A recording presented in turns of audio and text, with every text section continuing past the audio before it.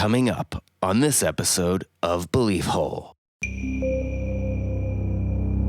Who knows the potential for what's out there, what's in dimensions next things door. existing. Yeah, maybe certain places around our planet where it's a thinner region of our reality to the next, and maybe some places things slip through, and that's why you see them momentarily, and then you don't see them for 20 years, and then again, 20 years later, another flap of sightings like Mothman. Maybe they're just interdimensional visitors that happen to be in the right place at the right time to enter into our realm and then just blink out for another few decades.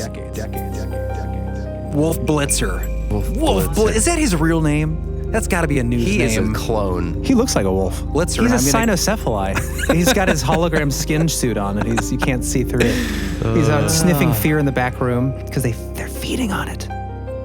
There's a theme in this too, where they're trying to get you to engage with them, like looking in the eyes. Yes, sort of and then thing. they have this.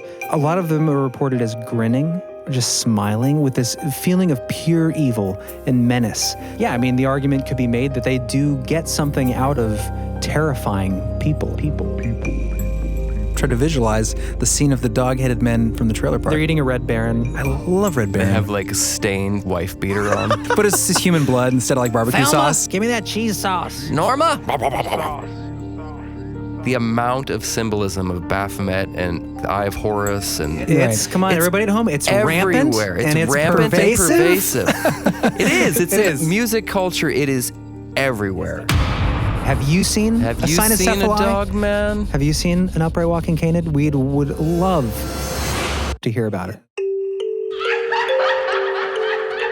Conspiracy. Synchronicity. Sasquatch. Donald Trump. Alien races. Satanism in Hollywood. MK Ultra. Pleiadians.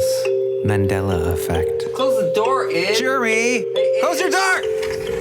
Snowflakes. Inner Earth. Disagreements. My lab. JFK assassination. Flat Earth. Corey Feldman. Magicians are demons. Specters and spooks. Sleep paralysis. Muslim Islamicist. The gender spectrum. Yes. Alternative history. Shadow people. Quiet, I'm trying to say words with the mouth. Psilocybin. Sorcery. Poltergeist. Sulforaphane. Evolution. Is it real? Skull and Bones. I would never talk about it. That's old. Y2K. Cover-ups. The Oklahoma City bombing. Vampire.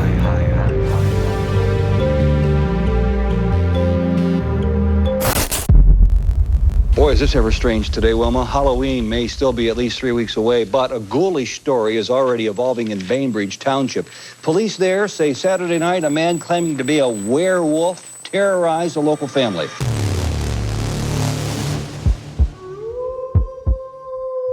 Not often that you see the word werewolf on the front page headlines, but this story was no joke. This quiet street with the handmade sign and the tree-lined road became a sight of horror. That's when we heard this very deep, guttural growl. It just sounded so sinister and evil. And I wanted to get out of there. I wanted to get away from this thing. And then it came closer, and it stuck its head in my window. I thought I had seen an animal. I thought I'd seen a dog. What kind of dog walks on two legs? Werewolves and demons. A number of young women were killed, their bodies exhibiting signs of animal attack. Your classic werewolf can change shape anytime it wants, day and night. That's why I call them shapeshifters. What about killing it with silver bullets? Well, sure. Silver bullets are fire. It's the only way to get rid of the damn things. They're worse than cockroaches. The reports of its appearance are remarkably consistent. You think I don't know the difference between a wolf and a man? I had no idea what this thing was. It's an ancient thing in terms of accounts. This idea of shapeshifting. Shapeshifting between human and many different forms.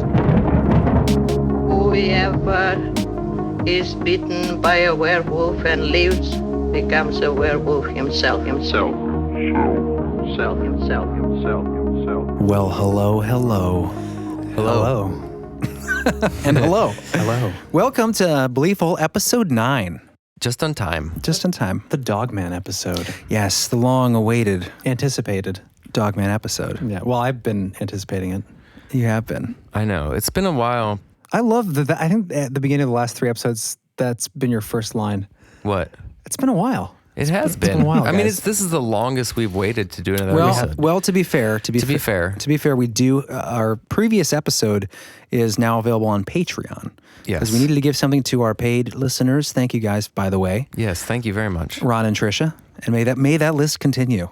Exactly. May it ever so. So that we may continue. Yes. Yes, so we may continue. But yes, long anticipated episode because Jeremy's fascination with the Dogman. Yeah, Some might argue abnormal fascination. I don't. It's not like I have posters of the Dogman above my bed. You would if they were available.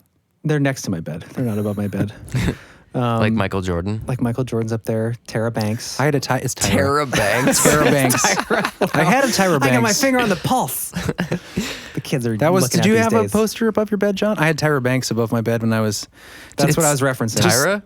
It's Tyra Banks. Oh, I thought you said Tara again. That was Jeremy that said it. Don't point out who that was misspoke like about 15 Tyra. years ago to be fair. Anyways. Why is she not? No, before everybody realized she's insane. Is she insane? I don't know. I've seen her. I've walked by the television in Mom's living room and it's been on. Tyra's been on there. And seems a little crazy to me. I would agree. It's a little off the wall. She said some things. But who hasn't? We've said some things. Welcome to our Tyra Banks episode, the long anticipated. She's a Dogman. Breaking news. A relevant talk show host. Yes. Mm-hmm. She's not so relevant. how have you been, my brothers? I've been good. This is my favorite time of year. The veil is lifting. You can smell it. When the seasons change? Yeah, specifically, when... Closer to All Hallows Eve? Yeah. When is it Samhain is coming? When the end of the, the warm season goes into the cool season and that the veil between our world and the next or the other unseen world starts to thin. Mm-hmm. And you get all this, That's the scientific description of... Yes. See, there's evidence. Fall. Dogman. Ooh. It's funny. That's a sensual dog, man. He's like, ooh, come closer. I loved it. It's good to see you, though. I'm glad you guys are. It's been a while. I know. Well, you were gone too. I for said a it little bit. again, but it's true. Yeah, it's been a while. You were out of town too, so let's throw that in as a good excuse as well. Let's pile Sorry on. if anyone was waiting for us. We're back. We're back with some new info, and we're coming at you hard. Hard in the paint. That sounded bad. But yes, we are coming at you soft. We're coming at you kindly, giving you room to back up if you're uncomfortable. But we're here. Yeah. And anything new in your lives, guys? It sounded like an explosion of life. Oh, there's new stuff. The stuff we can't really talk about. Yeah, there's some stuff related to the podcast that could be exciting. Ooh, but we don't right. know. But I don't know what's if we that? should mention it. We John. must remain. I think you should. We must remain tight-lipped. We don't know if it's going to happen. Just a little teaser. Because it probably won't happen, but it might. It probably won't happen. No, but I don't know if it probably won't happen, but it's still interesting. I think you should mention it. Okay, so we received an email. Short version. Yeah, okay, so I'm going to summarize it pretty quickly. On September 12th at 3 It was a p.m., dark and stormy night. I woke up from a hangover and I thought I should check my email. My email? And I checked my email. That's what I call my email to make it more friendly sounding. Oh, what's on my email? No, we received an email. It was from a casting associate of Okay, never go ahead.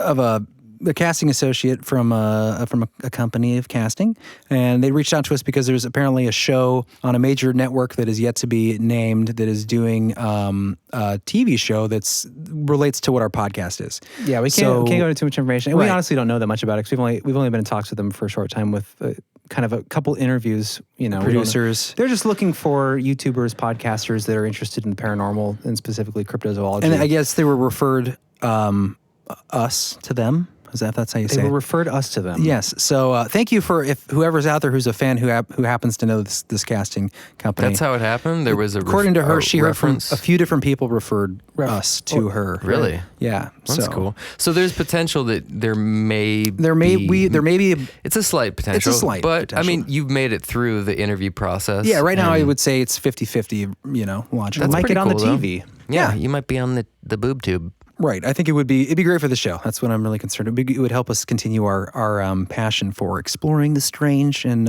yeah. So there may be potential to be on Could a be. television show that could I think be interesting. The exciting part of that would be that we could potentially make some income to help the show progress and maybe get some more exposure so that we can do more of these more regularly. Yeah, I mean, I'm not expecting it to pay a lot or anything, but Right. just the exposure for the show would be super duper. That would be Speaking the of best, which, actually. if you feel like you want to donate to the show, please head over to BeliefHole.com. Go to our maintenance page. Become a Patreon subscriber, and maybe we'll start putting out more episodes so that we can pay for the gear and all the things that help the show run. Pay for someone to clean our hacked website so we can that sucks. Get it off the maintenance page. At least we have a functioning maintenance page that allows people to go to Patreon and listen to all the episodes. Yeah, you can still leave a speak pipe, which, by the way, please, if you have any stories, we're coming up to the Halloween episodes soon, and we're kind of in the Halloween episodes. We're getting in there right now, right? But I mean, the next couple episodes, I really want to do as many call-in stories as possible. So if you're out there and you got some spooky stories you want to lay on us, elucidate, leave a speak pipe. Yeah, leave us a pipe and speak into it. Yes. Anyway, getting back to we introduced this as the Dogman episode, and a lot of people are probably like, what the frick is a Dogman? Explain to me what a Dogman is, Jeremy. Well, okay. Now, I'm no expert on the Dogman. Bologna. I'm a Dogman enthusiast, I might say. I'm a hobbyist in the Dogman realm. This is one of your favorite topics, though. Yeah, I like it because it's just so fringy. It's so magical. It's so... the cool thing about it is it's so bizarre and it's so almost laughable, but at the same time, there's so much witness testimony, so many reports that have come out about this seemingly ridiculous thing. So essentially, if you don't know what a Dogman is or you've never heard of that term and it sounds crazy, it's because it does sound crazy, but essentially, your typical Dogman that people are supposed... Your typical Dogman. People are supposedly encountering is the...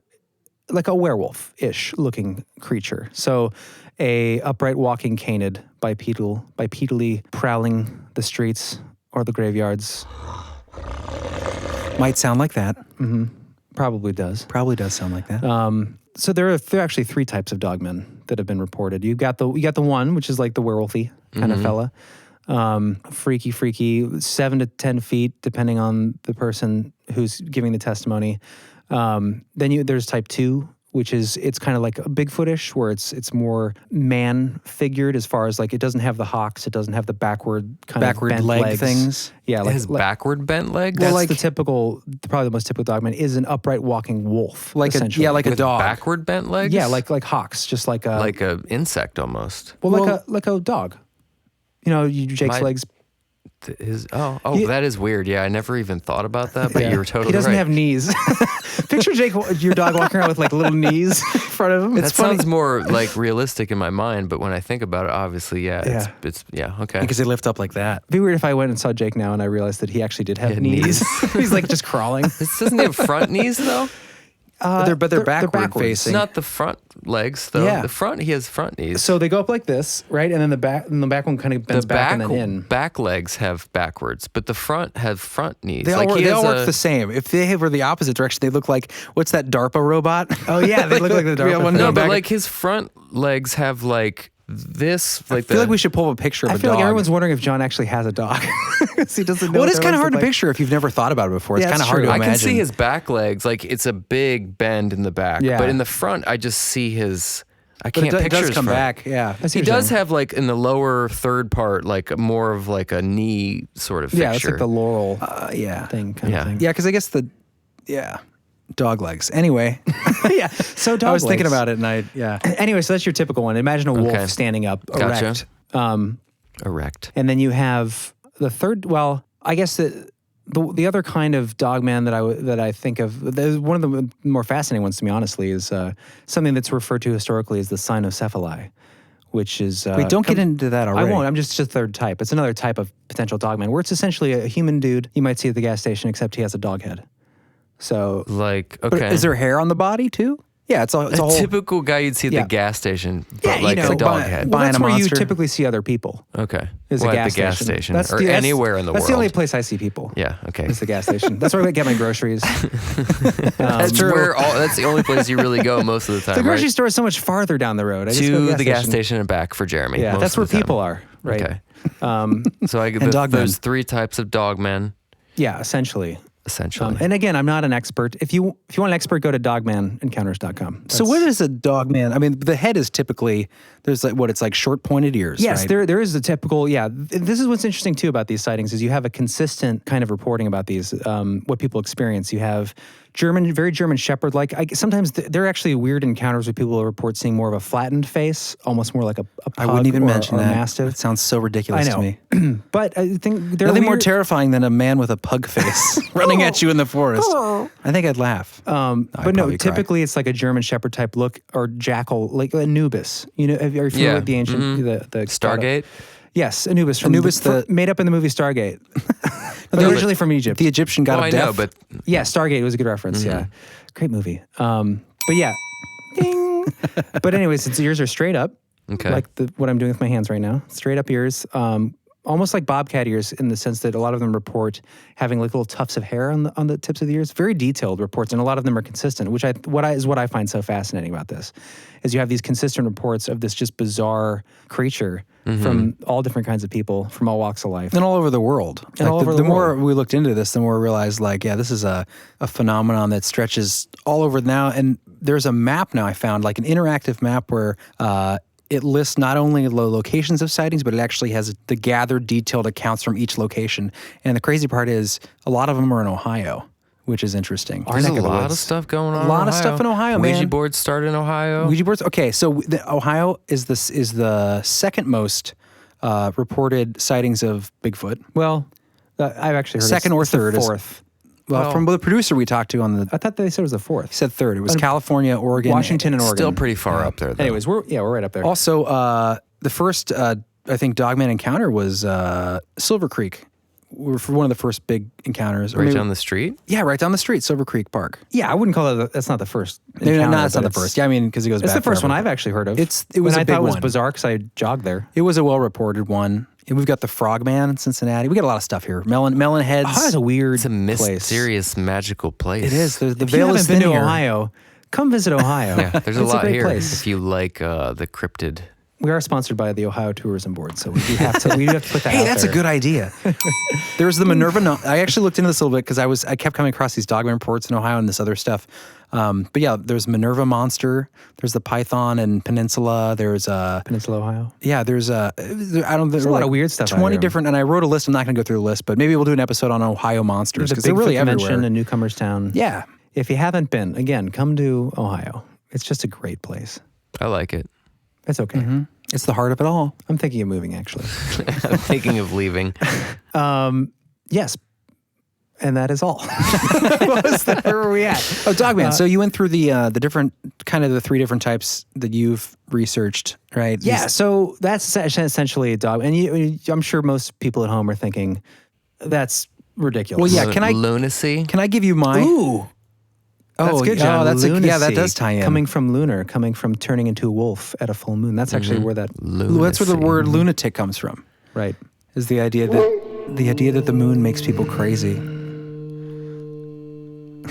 Is he in slow motion? It's a little drawn out. But yeah, when you first started talking about Dogman a couple years ago or something, I think my response was, what? That was my initial response. Yeah, like, what? Too. Okay, dude. I was like, you got to draw a line.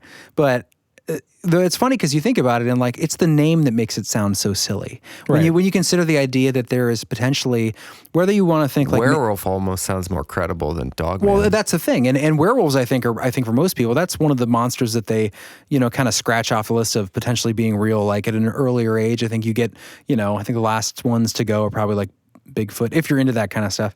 But to me, like you start to think about it, you take off the name Dogman and you call it like an upright walking canid. Right. Well, it doesn't seem that crazy, especially when you start listening to accounts and you read throughout history of all these crazy accounts of almost exactly the same sort of creature. And then you hear from a lot of people too who've had these encounters, like they don't. First of all, until like the past year or so, there was no place to even give these reports. Right. It's not like Bigfoot where like there's organizations that collect stories. People who see what to them looks like a werewolf have a hard time telling people that they saw a werewolf because no one's going to fucking believe you. Yeah. You think for it's less believable than a ghost. Oh, absolutely. I think it's up there with vampires as far as like an actual like flying bat blood-sucking vampire. It's like you're like you saw a deer or a bear.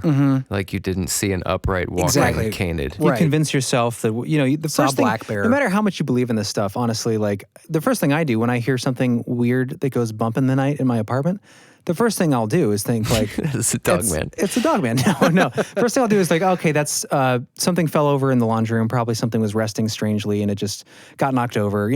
Instantly. As you cuddle your pillows tightly. I'm not a scaredy cat. I think that's Chris. I think demon immediately. Chris immediately thinks demon. Immediately. But no, I think most people say, well, it's human nature to like have imagination and, blah, blah, blah. But in reality, most people will rationalize something like that first thing because you don't want to be scared. Like you're not going to be like, you don't want to be traumatized. Yeah, right. And you don't want to overreact. Right. So most people will talk themselves out of being afraid of something like that. So I think if you think that through and you think also statistically, imagine you did see something and days go by and you think, especially if it wasn't like something so blatant, something so traumatizing, if you saw something run across the road, I'm sure over time especially, you'd start to say, well, I guess I'm not really sure that what I saw could have been this, could have been that. So imagine for all of the sightings that potentially happen, you could think maybe 1 in 100 are actually reported to like the, National Dogman Research. If they're from 7 to 10 feet tall, like, what else could possibly be that? Right.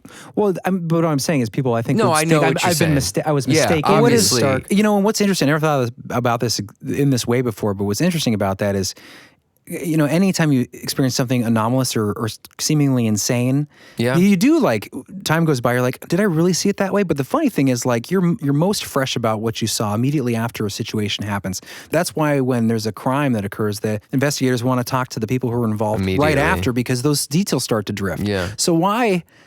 so when you start to think about it a year or two later and those details start to fade, then you question what you saw. Right. It seems almost counterintuitive. And you start to fill in the blanks with other... Well, it could have been, I guess it could have, but when it happened right after, it seemed like it was definitely a, running 8-foot-tall dogman creature. Right. So moving forward with that thought, like we can at least suppose that there are many more sightings than that we've ever heard about. Whether they are even reported. And there's been, thousands of these sightings? Maybe more? Oh, throughout time, absolutely. Well, and it's interesting because when I first started, like I came across this accidentally. I don't even remember how, but I remember the first one I heard about was Silver Creek, Ohio, which is, 15 minutes from where we live, which is bizarre. Is that in Doylestown? It's in, just north of Doylestown off 21 towards Wadsworth for all of you Ohio fans. But it was bizarre. I was like, okay, that's ridiculous. Like a werewolf. I was like, first of all, I was like, what is a dogman? And then I listened to the encounter, and if it wasn't for the sincerity of the witness testimony coming from so many different people, I would have definitely just written this off. But being able to hear people talk about this, and you can hear people audibly shaken. It's almost like people reliving something that happened to them in the war. Like you can hear the PTSD that people experience. Like people go through this. And for a lot of these people, it's a form of therapy to just talk about it. Like if you hear, there's the place where I first heard about this and where what I listen to now, it's Dogman Encounters Radio. It's like great if you just want to like creep yourself out and fall asleep listening to something, listen to that. Because what's cool about it, unlike a lot of, channels and podcasts and stories where they just like read stories they read on Reddit. Like anyone could have been making up these stories. Yeah. These are individual voices, people calling in, supposedly reporting these stories. And you can just hear like either this person which I really don't think so, but the guy who's behind it, Vic Cundiff is his name. He collects all of these stories. People call in on his radio show, and there's no way that like all these people are actors. There's no way that all these people are just seeking attention or all crazy. I really do believe after listening to, the hundreds that he has on there, that there's no way that this is, I feel like there's something to this that people are experiencing. It's such a fringe thing too. Like there's no way that like that many people would be that weirdly interested, attracted. Exactly. And compelled to like try to. Well, it makes sense, like, because I think his channel blew up pretty quickly, and I think it's probably because you think about it, like there is no outlet for people who have these stories to go somewhere. And then you start once there is an outlet and it starts to get some exposure, all of a sudden you're going to get a flood of, if this is an actual phenomenon that's occurring, you're going to get a flood of people coming to you to tell these stories because there's nowhere else to go to share with people. Well, and you have Google now, so if you do see a freaking werewolf or something like that, or an upright walking thing with a dog head that's 8 feet tall or whatever, you're going to Google it.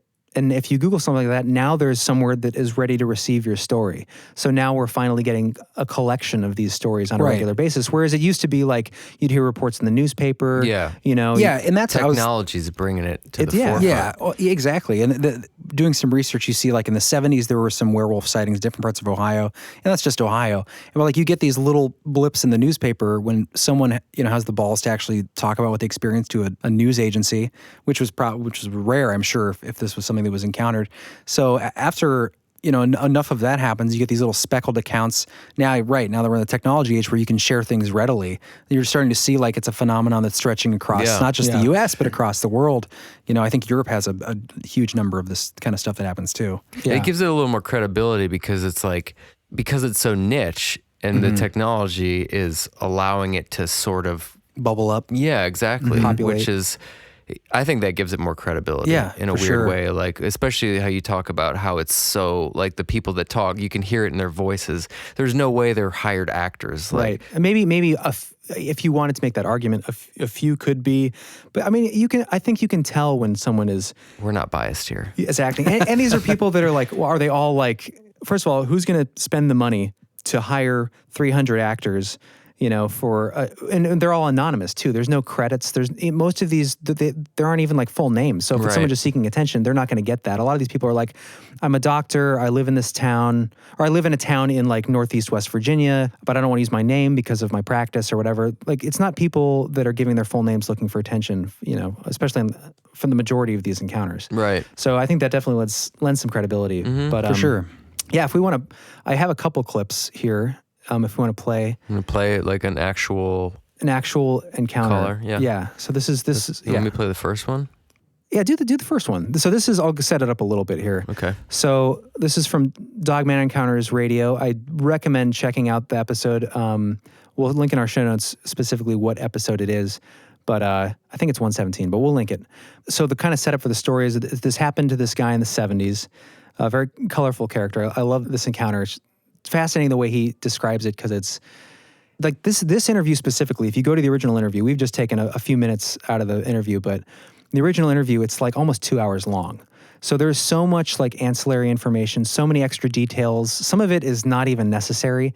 Like, he goes into details about the kind of car he had. He was obviously like a car guy, like a motorhead or whatever, describing like his cherry bomb muffler that he put on it and all this stuff. But anyways, he goes into all this extra detail. Yeah, that kind of gives it more credibility because it's crystallized in his mind because of the experience. Exactly. Like, it's still so raw to him because it was such a traumatic experience, and you can hear it in his voice. But so to set up the story, we just took from the climax of the story pretty much, but he's driving through a rural country in West Virginia, kind of in a hollow. He says holler, but like a hollow, kind of like a valley area, surrounded on both sides by fields, cornfields, and he's driving down this windy road. And at this point in the story, he's just banking on this pretty steep curve, so he's kind of limited to how fast he can be driving on it without losing control. And it's at this point that he sees this figure in the field, and it's a bright lit night, full moon, just like last night here actually. And this figure's like kind of running through the field. At first, you can't tell what it is, and then as it's moving and moving, you realize it's running on two legs, coming towards him. And he realizes that at the speed it's going and at the trajectory it's going to intercept his vehicle, which is starting to concern him a little bit. And right as it's approaching him, he's getting into the steep curve, so he can't like accelerate. He can't speed to the speed he'd want to go to get away from whatever this thing is. And you don't want to stop because this thing's running towards you. Yeah, and you don't want to risk getting into an accident. So this whole encounter that we've cut out here takes place, I think he said, in the matter of like 20 seconds maybe. But he has so much detail in it because of obviously how real and visceral it was to him. But so that's pretty much what's going to happen in this clip, is this thing's about to intercept him on this windy late night road. And he can't really get away from it because he's in this curve. And if he tries to accelerate, he risks crashing. And then being eaten. Right. So that's pretty much where we pick up on the story. By an Anubis. I think it's in the 60s or 70s, I'm pretty sure, when he's talking about Cool. Let's check it out. And, this thing keeps drawing closer and closer to me. And I just can't make out what this thing is. It don't look like anything that I've ever seen. It gets close to the barbed wire fence on the right-hand side. And I think, well, maybe it's going to slow down or maybe it'll veer off where it won't run into that barbed wire and it'll turn aside out of my way. But it didn't do that. Instead of doing that, this thing sped up. And instead of turning aside, it jumped right over the fence. And it landed on my side of the fence, in between the ditch line and the fence. And then it took another bound. And the next thing I know, this thing is out in the road. I mean, it's right next to my vehicle. And it scared me so bad that I just not thinking, instinctually, I just jerked the wheel to the left and went over as far as I dared into the left-hand lane. And this thing, it started running right along beside of me. Like I said, I had the windows rolled down, but I had cherry bomb mufflers on that car. And if you know what they're like, they're loud. But yet, at the same time, I could hear the nails of this thing, the toenails, click, click, click, click, clacking on the road as it ran along beside me. And I could see it good now. And I really didn't want to look at its face. I really didn't want to see its face. But I couldn't help it. It's just like I couldn't help myself. I had to. And, I mean, this thing was tall. It had to be at least 7 feet tall. It towered over the top of my car. And it was running along beside me. It couldn't have been more than 5 or 6 feet off the passenger side of my car. Just, I mean, right even with my passenger side window. I could see it just as clear as day. Oh, God. This thing, it looked like a gigantic wolf, or maybe something like a German Shepherd or something like that, but its ears were different. They were slim, and they were high and pointed, like I said, on top, and had kind of like tusks sticking out. And, at first, it's like it's not even seeing me. It's like it's not even paying attention to me in my car, like it don't even notice us. Or like it just don't even care about me being there in that car as it's running along. This thing had arms. If it didn't have them bent and wasn't pumping them as it ran, this thing's arms would have hung down below its hocks. And I know that if it wanted to, this thing could have reached right in my car window and right over to the driver's side from the passenger side, and this thing could have grabbed me. And it could have drugged me right out of the car. If it wanted to, it could have just ripped my head off. Or it could have leaned in my car window, and it could have bit my head off. I don't know. I know it could have, and I wanted to get out of there, but I didn't dare because I was in this steep curve, and I knew that if I hit the gas, this car probably wasn't going to be able to handle the curve, and it was going to run off in the ditch, and I was going to wreck, and I was going to be there alone with this thing, and I was going to be at its mercy. And for a little while, it just ran along beside me and just didn't pay me any attention. But that didn't last. Just slowly, seemed like it took forever, but just slowly, it started to turn its head, and it looked at me. I couldn't help it. I looked full in its eyes. I wish that I hadn't. I wish I'd never seen it. I wish I could erase the picture of what I saw from my mind, but I can't. This thing had great big black eyes, and I couldn't see any kind of pupil. I couldn't see any kind of white or anything like that. All I could see was black, and then they just looked as black to me as a bottomless pit. They just seemed soulless to me, and I just had a sense of evil that came over me. And this thing, when it looked at me, it was like that it could look through me and look to my very soul. And like I said, I just felt like I had been touched by evil. I don't know how else to explain it. And there was such a fear. And I wanted to scream or to holler out or do something. But it just seemed like my mouth just dried up like cotton, and there wasn't a sound that would come out. And I wanted to get out of there. I wanted to get away from this thing, but I couldn't because I was afraid I was going to wreck. And then it came closer. And it leaned down, it leaned in, and mind you, this thing is running beside my car the whole time. And it stuck its head in my window, and it grabbed hold of my door with its right hand. And that, I don't know how to describe it as other than that. It was a hand. This thing had huge hands, and it had long black nails, maybe about 3 inches long, 2 or 3 inches long, long black thick nails. And this thing put its right hand on my door, and I could hear it. It put its left hand on my doorknob, and it was jerking at my door, and it was jiggling my door handle. But this thing was leaning in my window, and it was looking right at me. And it seemed like that it curled its lips back, and I know it snarled at me, but I don't really remember hearing it. All I could hear was the sound of my engine and the sound of its toenails as it ran along the side of my vehicle, going clack, clack, clack, clack, clack on the pavement. And it breathed on me. Seemed like I could smell blood and maybe decaying flesh as it breathed on me. It was horrible. And I thought I was dead. I thought this was the end of me. I thought I was a goner. I thought I was a dead man for sure. At just about that time, the curve ended, and I came into a straightaway. And I just hit the gas and pushed it to the floor. And I took my eyes off of it, and I looked ahead. And out of the corner of my eye, I saw it lose grip on my car door, and I saw its snails rake across the top of my door. And its head disappeared from my window. And as I drove away from it, as I pulled away from it, I looked in my rearview mirror, and I could see it getting smaller and smaller as it began to slow down. And the last thing I remember, the last thing that I saw, this thing veered off to the right again and jumped over the fence and disappeared into that field. I've never been so scared in all of my life. I mean, it was just absolutely horrifying. Wow. So, yeah.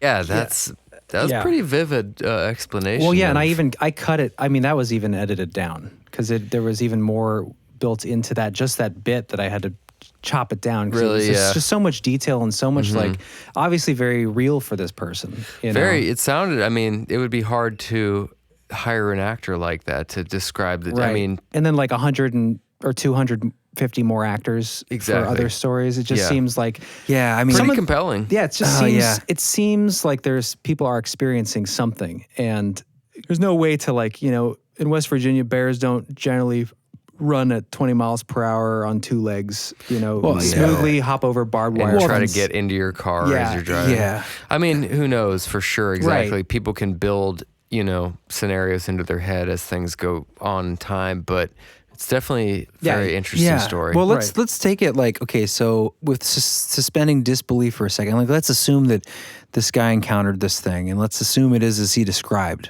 And let's assume, like what he said, how if it seemed like its arms almost went down below his hocks or whatever, right? Which I guess is like below like the knees. Like this is how long this doggy knees. Doggy knees.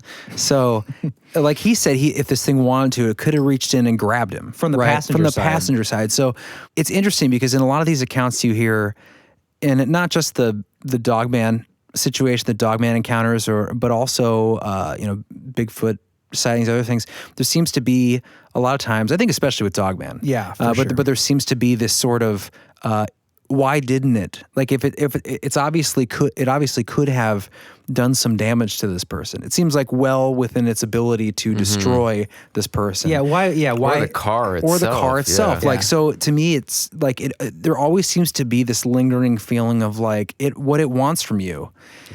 Is fear. Wants to feed off that. And you're right, because it's sort of that continuous thread between a lot of this phenomenon. Spooky. Yeah. Spooky. Other than like, I mean, I've heard a lot of these encounters, and a lot of them seem to be on a road or while driving, that kind of thing. But a lot of them also are while you're at home or while you're camping.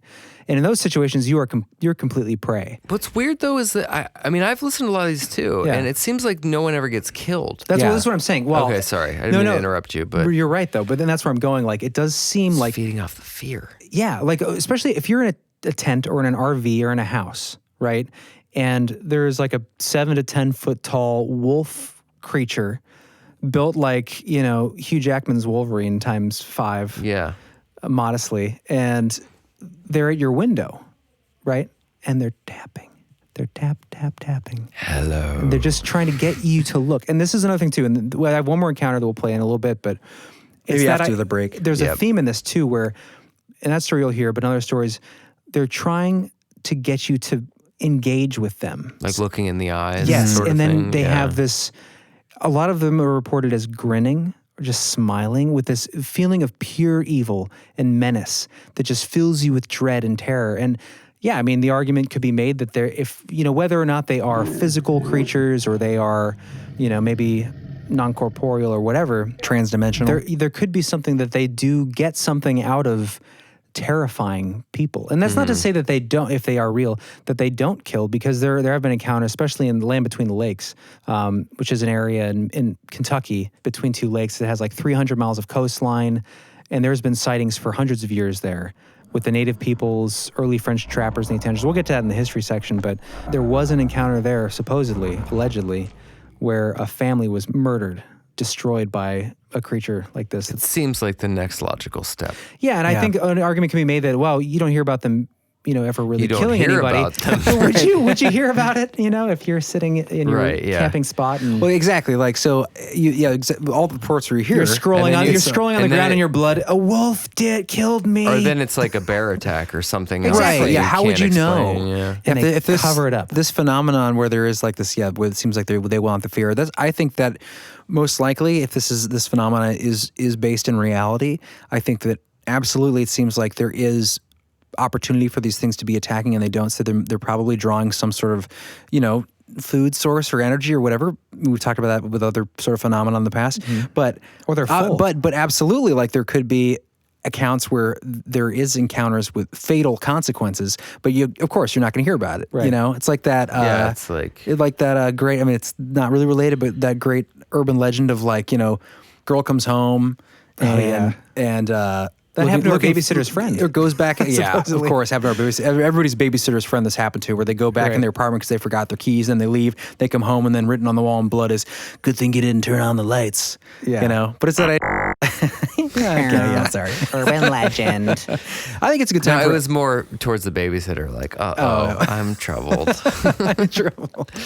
Are you guys ready for a break? Let's take a quick break. We've gone a long time. Let's take a little break. Before we take a break, let's talk about the unicorn episode. Yeah, so on Patreon, like we mentioned earlier, we do have our first unicorn episode, which is our nice way of saying that we have a very it's not a gender fluid episode. Not necessarily. It's more of a which is what is that the spirit animal? Shut up, Jeremy. I don't know. I'm not familiar with that. Unicorn is just like a it's a mythical, out-of-the-box, beautiful creature that cannot be defined. Well, I termed it the unicorn episodes. I termed it unicorn episodes because you have to do it. It's Chris gets frustrated. The unicorn episode. This is where Chris starts mentally marking the markers where he's going to edit the show. Remove I don't like. He said he interrupted me here. No, I don't do that. You can hear his internal dialogue. Anyway, the unicorn episode is named thusly because it is a. I don't know, that's right, but it's a sort of mythological episode where only if you're on Patreon do you get to witness the beauty of a long or. Can you make this in a way that isn't so airy-fairy? Okay, so a Patreon episode, or so the unicorn people episode. Understand what the hell you're talking about? It's an extra episode. It's just called the unicorn episode. Okay, and you have to. I just gave it a mythological name because it's not seen by a lot of people. I like the unicorn. Yeah. I like that idea. In order to get it, you have to get $3. $3 a month. Or you could be super generous, like Tricia. Some of our give whatever Patreon you want like Tricia. to help us like get on our legs, unicorn legs. Get on our legs. Anyway, over the break, we're going to play just a random clip from the episode, and that you're all missing. So here's the snippet. From the unicorn episode. Enjoy, everybody.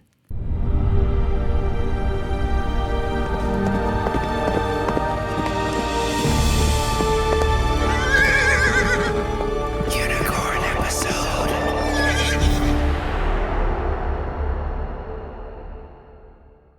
Who knows? I mean, so much of it can just be, right? Conjecture. But there's so many. Can we all just go back to Boy Meets World? Yeah. Topanga, where you been? Where's the flat Earth? Has anyone seen Sean? I don't know. Let's go to the lunchroom. Now we're in the lunchroom. Lunchroom at Bayside High. That's the wrong show. We're at the Max. Meet us at the Max, Lisa. Hey, Slater. What's up, bro? I love how all these 90s characters have the same voice. Hey, I'm Mr. Belding. Hey, I'm Mr. Belding. I'm an older man. I'm the principal. I promise I won't harass you. Let's go to the principal's office.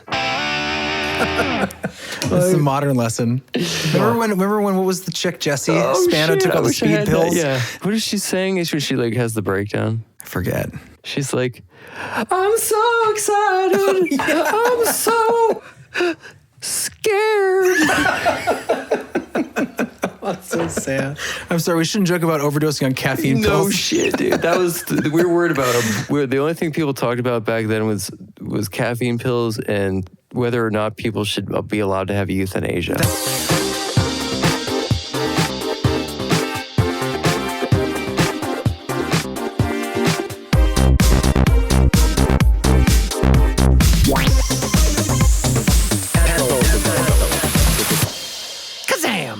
Welcome back. Welcome back, saviors of. Welcome back. Welcome back. High intensity. We should say, so that preview for the unicorn episode, get on Patreon, that was a clip that really had nothing to do with the actual topic of the show, but I think was still entertaining. So that topic of that show was Saturn Death Cult, which we talked about on our regular episodes, saying we were going to be talking about it eventually. So that's the episode. Saturn Death Cult, sanitation on YouTube. Sanitation, otherwise known as censorship. We got into that a little bit on that episode, and we talked a lot about Boy Meets World. So check it out. Yeah, Patreon that shit. Patreon. It's worth it. Yeah, to get there, you go to our website beliefhole.com and click on the Patreon button. Right? Is that how it works? Yes, that is how it works. Okay. Go to beliefhole.com if you feel like donating.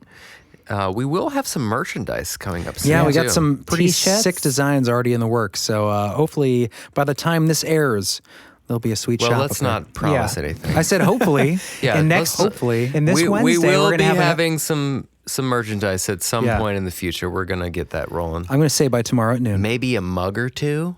Ooh. That sounds fun. Drink your Belief Hole juice. Maybe a koozie? Perhaps? No, probably no koozies. Maybe a slip. Maybe definitely some sweatshirts, definitely some t-shirts. Hoodies. Thongs. For sure. Hopefully in time for the weather, it's getting cooler. Yeah, you want some Belief Hole gear for Halloween. No flannels. Come on now. I'd wear a flannel. A Belief Hole flannel? Yeah. Who has designs on a flannel? You just put the little hardcore logo rockers on the shirt like you work here. Maybe. I don't think I've ever seen a design on a flannel. Well, that's because we're starting it. I feel like you would sell a patch to put on a flannel. Let's start with a hoodie and a t-shirt. Yeah. And if we want to reach out to mugs, I like also, the mugs. feel free to send your own designs. I like a mug idea. Yeah, mugs would be good. I'd drink out of a Belief Hole mug. Hell yeah. I feel like I'd be drinking knowledge. Knowledge drinker. Knowledge and laughs. Drinking that knowledge. Knowledge and laughs. Anyway, so back to the topic at hand. We're talking about therianthropes. What are therianthropes, Chris? Therianthropes are beings that are... Is that necessarily something that transforms into something? Or yeah, shapeshifter. Is it a therianthrope, or is a therianthrope a mixture of animals and human? No, it's something transform. Oh, well, according to the Complete Idiot's Guide to the Paranormal. It's different from a chimera, which is half animal, half human kind of thing. Yeah. So a therianthrope does transform for sure.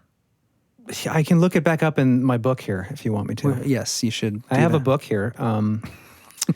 This book is called The Complete Idiot's Guide to the Paranormal. And I thought, now that we're doing a show on the paranormal conspiracy. Yeah, nothing sounds more professional than reading from The Idiot's Guide. Right. I have my Idiot's Guide to Conspiracy. We are your go-to source. No, I was just in the library and I saw this book and I thought it was kind of hilarious. The Idiot's Guide to the Paranormal. Mm-hmm. But it oddly has like a lot of really in-depth tidbits. It made me feel like an idiot. They're going to take the best parts of all of it and sum it up for you, right? I don't know. Are you selling these books, John? I just think that's what they would do, right? Well, they're going to take the most interesting tidbits of everything. I just thought it would be like a surface level kind of dive into the paranormal. Like if you're fans of the paranormal and you're armchair researchers like we are, I would assume that I'd open up that book and not see anything new. Right. But when I opened it up, I was like, wow, there's actually a lot of information in here that I feel like I should know. For instance, I thought that the silver bullet to kill a werewolf, I was under the impression that this was a movie invention. The concoction of a silver bullet to kill a lycanthrope or a werewolf was made in the movies. I think there's some movies in the 1930s. There was the Wolfman, right? Wolfsbane and all that. And but apparently, according to the Idiot's Guide to the Paranormal, I'll read, and I quote, "The use of a silver bullet as a weapon against werewolves first appeared in the 1760s, with the lore surrounding the well-documented case of the beast of Gévaudan." Gévaudan. Oh, is it Gévaudan? Mm-hmm. Apparently, you're familiar with the case. Yes. One story claims a local clergyman even actually killed the beast with a silver bullet. Another version claims a specially made silver bullet was blessed or enchanted by a priest or sorcerer and then given to a skilled hunter who took the beast down. So that's interesting. I always thought the silver bullet was a movie invention. Yeah, that's what I thought. But yeah, it's the beast of Gévaudan where that started. In real history. In real Gévaudan. Gévaudan. In real French history, yeah. It was in the 1700s. It was, I think in the 1760s, there was a 3-year period where, according to different accounts, up to 300 people were killed by this beast. 300 pack of beasts, yeah. Mostly by like ripping the throat out. So this was where the werewolf came from, the idea? Well, I mean, the transforming werewolf idea came, I think, some of the earlier accounts were like 1500s, but this was like a bona fide historical account that happened where it was like 50 square miles. 300 people were slaughtered by arguably one or a couple of these creatures. Gigantic wolf. Yeah, but they caught it. I mean, eventually, well, like you read, the final guy to shoot it. And this is the thing. The king had sent out like over the course of 3 years, noblemen, hunters, and things like that, royal hunters, to take this thing down. And it had been shot and stabbed multiple times, got up and ran away in front of people, walked on 2 legs in some accounts, which is interesting because it reminds me of the Dogman kind of thing. Well, this is where the term werewolf comes from, even though it wasn't a transformative thing necessarily at this point. It wasn't a therianthrope or lycanthrope, but it was the werewolf. Well, this is where it spread to such a large degree because it was, But yeah, that one dude killed it with a silver bullet was like the final stroke. Well, so that's where you get not that. Just from the movies. Right. Yeah, it comes from that, which is kind of interesting. Yeah. Very interesting. This thing was huge though, I guess. So there's a lot of ideas like what it could have, direwolf as an example, because I think it was like 6 or 7 feet. Right. And direwolf is what, like a prehistoric wolf that actually existed, and I'm not sure which period of time. It went extinct. Right. This is 7 feet? Mm-hmm. Like long, like not standing on its legs. So this is just like I'm assuming in length. Right. Yeah. That's a big wolf. That's a big wolf. And it's bigger than any of terrifying. the wolves in that area, or wolves that supposedly existed at that time. Right. So, and that was the creepiest 7 thing. 7 feet long wolf. Yeah. And the creepy part was that there were a lot of the accounts of these like renowned hunters. These like, legit dudes would say they came upon it standing on 2 legs. And that it could actually run on 2 legs. So, just freaky. Nightmare. Yeah. And then you had a body count, a huge body count. Right. Of up to 200-300 people. Yeah. Gross. Pretty nasty. Well, that's interesting because that's like the lore of like that's where the werewolf started. And I know that not technically. I mean, that was the idea of the transforming werewolf. Oh, it was earlier. Yeah. Okay. This is when that argued later on that this was a werewolf. It definitely it kind of spread the idea. Yeah. Well, and it spread into the United States with the settling of the North American continent. You have because I know that there's the Michigan Dogman, right? That was in the 1800s. And that was an upright walking wolf dog canid creature. That's a famous one. But you also have the Land Between the Lakes, which I think I touched on earlier.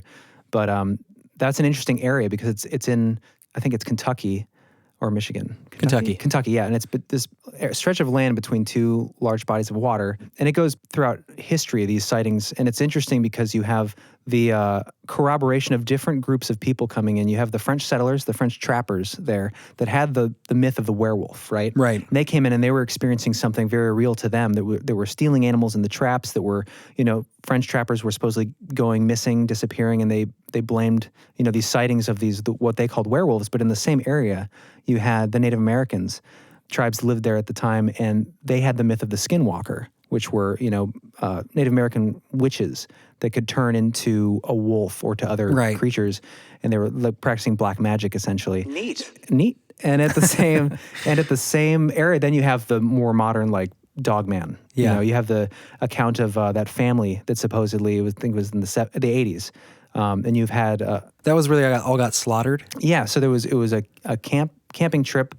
I don't know if they lived there or if they were just camping, but there was a trailer involved. But essentially the authorities or campers, whoever came upon this grisly scene of these campers in the 80s, the whole family had been torn apart. So John, when you asked why are there no, we don't hear about attacks, right? Like people have survived attacks. Maybe it is just because if you were attacked, you would not survive. Oh, right, yeah. But, these would be blamed on bears or whatever. But in this account, allegedly, this is the story goes, as reported by former sheriffs and park rangers at the time, supposedly, that this family was torn to shreds. Like, I think there was a son and the parents that were found at the main campsite just ripped apart. Like a brutal murder scene. Some crazy animal must have done it, and then a little further away, pulled up into a tree for later feeding, supposedly, was the little girl. And then pulled up into a tree and eaten. Yeah.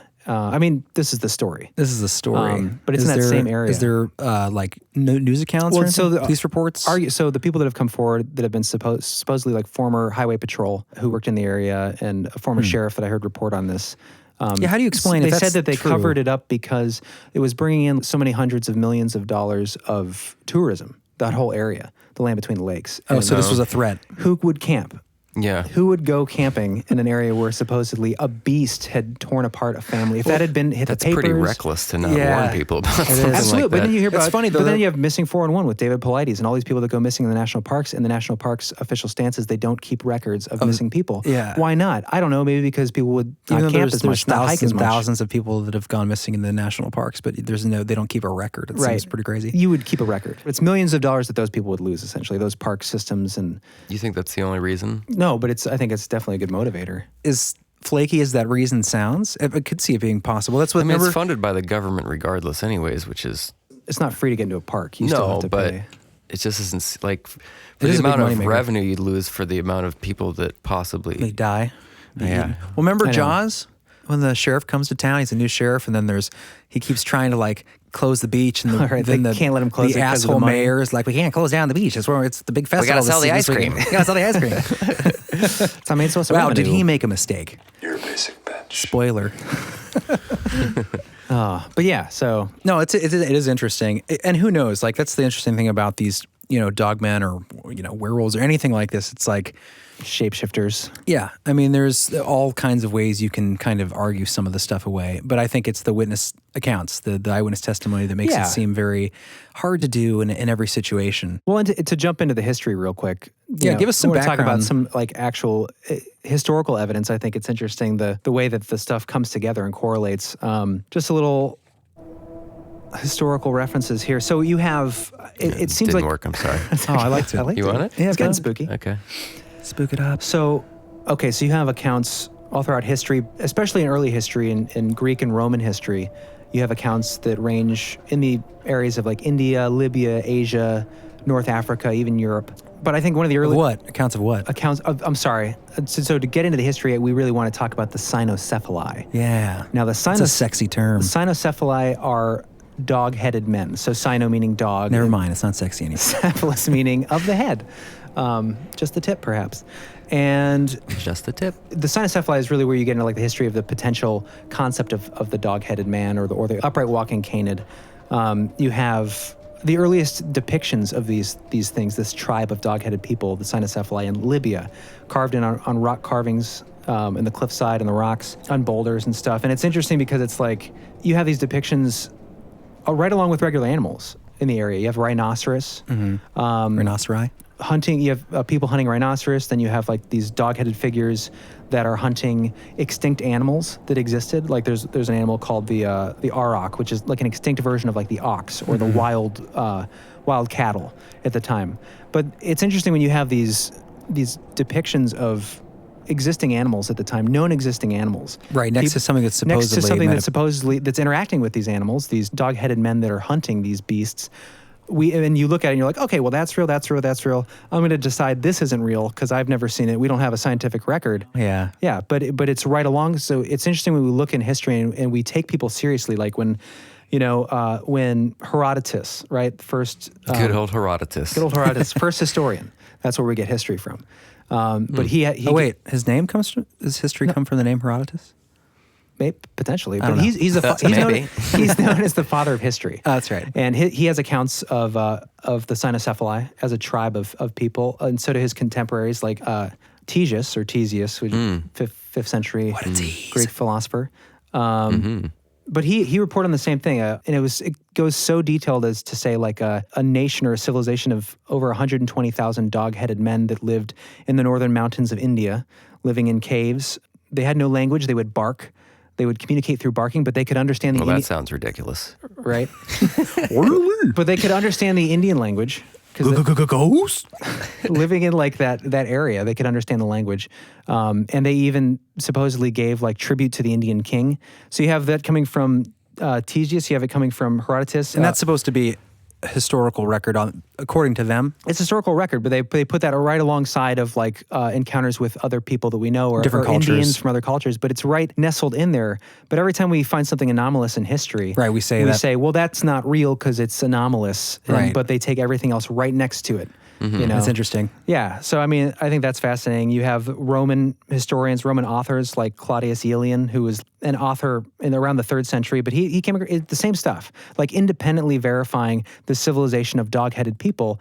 And it sounds crazy, but it's fun to think about because they're, like I mentioned earlier. What about like the Egyptian stuff? Egyptians, yeah. Anubis, and he wasn't the only one. I mean, they're like the I don't know if they're technically hieroglyphs, are they? But like all the artwork and stuff, they have dog-headed men. Mm-hmm. Right, there's the god Anubis, the god of the underworld or of death, embalming. Yeah, they have a lot of jackal-headed man, but at the same time there are other ones that I don't remember the names of now, but there are at least 2 other gods of war in Egyptian lore that were dog-headed men. Did you run into any Egyptian history where these people talked about them? Like that they were a part of the culture, or were they just mythology? Well, I honestly don't know that much about Egyptian history or what we know other than what's in the hieroglyphics.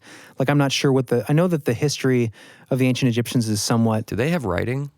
They had the hieroglyphics. Okay, but they didn't have like picture writing. I think that's one of the hard things about that civilization. I don't know that much about it, but I feel like I remember them. Well, you probably should have looked into that a little more. I can't look at everything. Where's your degree, sir? Can't look at everything. You are an armchair researcher. But okay, but that's a good question. Like I know that. I know. They have we always have good Well, questions, it's interesting John. with the Egyptians because they have a lot of different characters. It all goes back to the Illuminati. A lot of different characters that are different kind of animal heads, right? The different kind of chimeras. Like you see bird-headed men and, crocodile-headed men. Stephen King. Well, that can go back to the Sumerians with messing with the genetics, creating these alternate races. Yeah, I remember there's people that claim that these people experimented with. They were like master geneticists. Well, it's in Sumer, right? Yeah. Ancient Sumeria, that's a big... So that would make Babylon. sense. Oh, that can you imagine a crocodile head, man? Terrifying. That's an Egyptian guy too, I think. It is. I forget his name. But yeah, you're right. It is interesting because it's all this like North African, Middle Eastern area where you have these accounts of the different civilizations. Yeah, and Sumeria, right, where they supposedly mixed with genetics to create who knows what kind of animal if there was a small civilization that came from early genetic manipulation or whatever, obviously like as the world of man expanded and grew, these things would have been hunted to extinction, or would have the historians, the Greek and Roman historians they argued that they lived in high inaccessible areas, like in the mountains of India, where what made them so successful at surviving was because they were hard to get to. Mm-hmm. And other than being like, the details that are bizarre are just like, what I found interesting is I was reading articles about this from like, mainstream anthropologists and historians, and they were saying like the dog-headed people were reported on, and Alexander the Great reported to Aristotle about them in a letter. And you have all these people like saying, yeah, well, they reported on it, but what they probably experienced were baboons. They were probably baboons, because baboons kind of looked like dogs, and they kind of, they're monkeyish, they're more bipedal. Kind of bark. Except maybe it was just a massive one. It was just a misunderstanding of what a baboon was, and apparently baboons were also cooking meat in the sun and wearing clothes and giving tribute to the king of India. That seems unlikely. It's just weird that they're like, it's probably just baboons, but then they have all these details about their civilization. They're like a just people, and they trade dye for food. Baboons are not just people.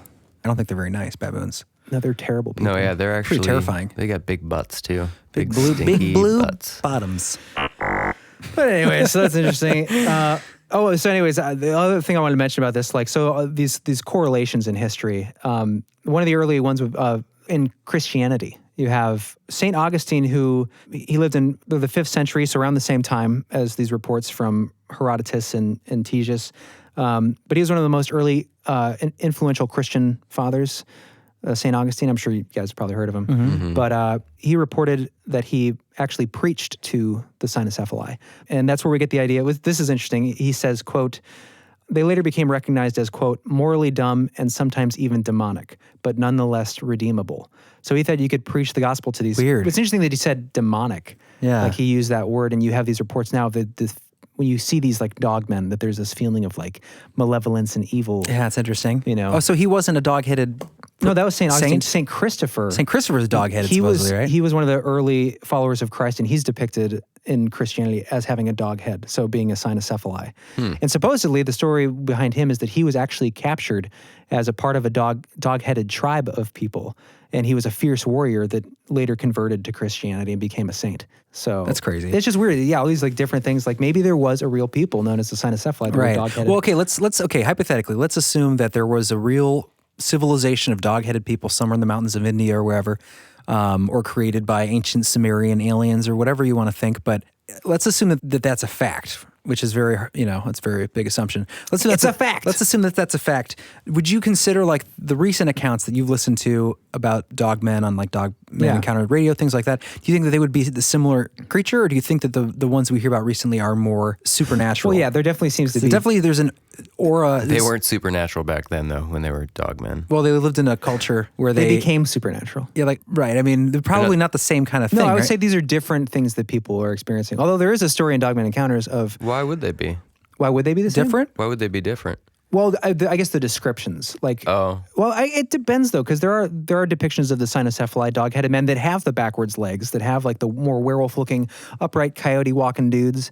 But I guess my point was like these ancient civilizations that these historians are describing are cultures of dog-headed men that are wearing clothes and cooking food and giving homage. So, but the dogman encounters you hear about now are more werewolf-looking things that aren't wearing clothes. So, wouldn't they feel naked? Maybe not. Would they? Like, where was the change? Yeah, it seemed like they would have to devolve in some way. Right. Well, to me, it seems like a different separate thing. Yeah, for sure. I think it's possible. Although, but I wanted to say either exists. No, there is one encounter because so the cynocephali is fascinating. You can just say it's a fascinating idea, but there's one encounter that I've heard on Dogman Encounters. Oh, radio, I like this one. And it's I couldn't find it, but I know it's in there somewhere because he's like 300 episodes. But it's a kid who now he's an adult, but he's recounting the story. He either lives in a trailer park or he lives like right next to the trailer park.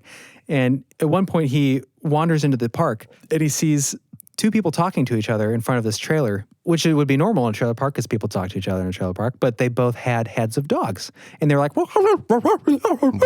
They were like barking, like talking to each other. And this kid is like, what the fuck? That's and so beyond terrifying. So they look at him, he looks at them, and they freak out, and he freaks out, and he runs back, and he climbs over his fence to get to his house, and he looks back, and I think they're like staring at him from the fence, just like, and he just has this feeling of like, he fucked up. Like, he should not have seen what he saw. Was this some sort of magical trailer park?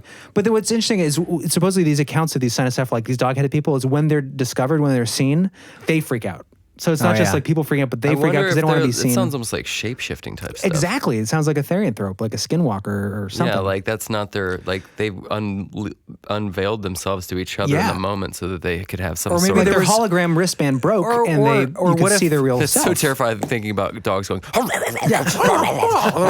that's how that's how the historians describe it. They describe it as unintelligible, inarticulate language that sounded like the barking of a dog and not that of man. But that's how they witnessed them communicating to each other. But it's interesting that all these years later, you have a weird encounter of some guy in a trailer park. Did he study? This was a kid? Did he study Theseus too, or did he just actually have an experience like this and it just happens to fit with historical context of these things? This was a child? He was a kid at the time. He was like, I think he was like 10 or 12. Okay, so probably not on drugs. Yeah, like it sounds not almost eating like an acid moonflower trip or something. seeds. Yeah, but yeah, he was a younger kid. That's crazy. How do you go to sleep after that? Ever I don't think again? you do. Were they wearing? Okay, did they live in the trailer park? Were they like wearing like blue jeans and listening to listening to like Hank Williams and drinking Natty Lights? Like, what was that? Would be great. Hey, don't dogmen don't drink. Don't stereotype those Lights. Trailer park. I like Natty Light and I like Hank Williams. You like Natty Light? I mean, it's inexpensive. You also live in a disgusting. trailer, Chris. You also live in an RV. So you're like true. You're stereotyping. I'm not stereotyping. I'm trying to visualize the scene of the dog-headed men from the trailer park. They're eating a Red Baron. Yeah, I just like the idea. They're drinking taco sauce from the bottle. I love Red Baron. They have like stained wife beater on. But it's just human blood instead of like barbecue sauce. No, it's just like grease and like what you'd normally see in Give me like that cheese sauce. Trailer park. Yeah. Hey, Norma? This child wasn't salty enough. Norma, give me the sauce. I don't sauce on my child I'm eating. Well, it's interesting because you mentioned, yes, thank you for that. That's good timing. The bell means continue. You mentioned like you were saying like they looked out and they realized like, oh, they could be seen. You hear that with, you hear that with so many different kinds of quote unquote supernatural entities. Like all of a sudden they realize that they're being witnessed by a human that should not be able to see them. Like even like gnomes, fairies, like on the farthest edges of belief, these kinds of cryptids or entities. Like, but you hear that constantly. Like it's always that like they don't want to get caught. They like, can't holy get shit, seen. how can you see me in this moment? Shapeshifters. It's dangerous for their survival, probably, if they are like a legitimate race living in caves. Why didn't they just go eat him? Yeah, maybe they're that's where we get the story well, of when you think about it, though, Hood. like, I mean, what is he going to go tell the police? I saw two dogmen talking to each other. That's the problem, is you can't. Like, you can't tell. You can tell mom and dad, and they're going to say, you had a bad dream. You can tell Vic Cundiff, but that's about it. You can tell Vic Cundiff on Dogman Encounters Radio. And you can tell us. Leave us a speak pipe. Have you seen a Dogman? Have you seen an upright walking canid? We would love to hear that. Hey, yeah, and if you're a lot of our listeners are from Ohio, so go to our website. There's a chance out there. Go to our website, beliefhole.com, and leave us a speak pipe about your... Is it up? Yeah, it's been up. Yeah, you can leave a speak pipe and visit our Patreon on there. It's like a maintenance page, but it's got all that stuff on it. We're getting hacked a lot. We got hacked hard ever since the Princess Diana episode. The Queen hacked us. Conspiracy. I wonder if that's so weird. Oh, that is weird. I didn't even think about that. I mean, websites get hacked. That's true. A thing. We can't talk about that anymore. And honestly, like, yeah, it was like redirecting to like an 18 and up. Like, I know what you did. Nanny. It's the Illuminati. They hacked us, and they also are getting some affiliate money from some porn sites at the same time. So it's a win-win for them. We never got. It was never redirected to a porn site, though. I don't think. I think it was redirecting to something that required an 18 and up. The last time I checked before we put up the maintenance page. It's good page, now. Don't be afraid. Please go. And the last time I checked, we're inspiring a lot of faith right now on our website. It was redirecting to like a lot of online college, like search engine thing. Oh, okay. Like DeVry and Phoenix and whatnot. Okay, well. Anyway, Round 3 bells. Three. So yeah, 3 bells. So anyway, when it comes down to it, who the fuck knows? Are dogmen real? I think hope so. I think they are. I heard actually a story recently about a judge in Ohio who had witnessed it while jogging. What? Along a cornfield about an hour north of Columbus. Yeah, I wanted to get him on the show, but I didn't have time to reach out to him. Maybe next week. He's a judge? He's a judge, municipal court judge. I'm sure that'd be cool. Like probably a liar though. Probably a dirty, dirty liar. He was friends with Brett Kavanaugh, so. Oh God! Why would you go there? Let's get political. No, I do. Let's get political. Can we take a pee break? Whoa. I'm sorry. Is there anything else we want to say on the Dogman? Did you have any other information? I was just going to say, we have probably a whole other episode on like if things like this do exist, like what could be the potential reasons? What are the caveats? What are the caveats? I just wanted to use that word. It doesn't make sense at all. I'll take it. I'll allow it. What are the caveats? What are the potential? What are the pitfalls? Explanations. What are the pitfalls? What are the potential explanations for these entities existing? And if they do exist, how is it that they're showing up in places where you would assume there'd have to be large populations, like whether it's Bigfoot or Dogman or whatever. So is it an interdimensional thing? Is it like caves underground? Right, and like we won't get into it today, but one day when we cover Skinwalker Ranch, there's a really good interview from one of the PhD investigators that were working at the time, where he's talking about watching a giant hairy thing crawling through a portal floating above the road in the sky. Yeah, and this was like just a bizarre. This is a doctor of physics that's hired by a government contracted agency to investigate this piece of property. But it just reminds me of like, who knows the potential for what's out there, what's in dimensions next things door. Existing. Yeah, that could be coming through, and maybe are they just like a Stephen King walk-in type thing? A walk-in, yeah, where things are maybe certain places around our planet where it's a thinner region of our reality to the next, and maybe some places things slip through, and that's why you see them momentarily, and then you don't see them for 20 years, and then again 20 years later another flap of sightings like Mothman. Maybe they're just interdimensional visitors that happen to be in the right place at the right time to enter into our realm and then just blink out for another few decades. Like who knows? But maybe they are the old gods that CERN is trying to open. Well, leave it to that question, I guess, before we move, and then we can move on. Good question, Chris. Just a thought. I liked it. Spooky. Maybe we can get into that in our next unicorn episode. Yeah. Origins of entities. Cool, guys. Well, let us know what you think on the Speak Pipe. We're going to take a quick break, and when we come back, we'll do the news.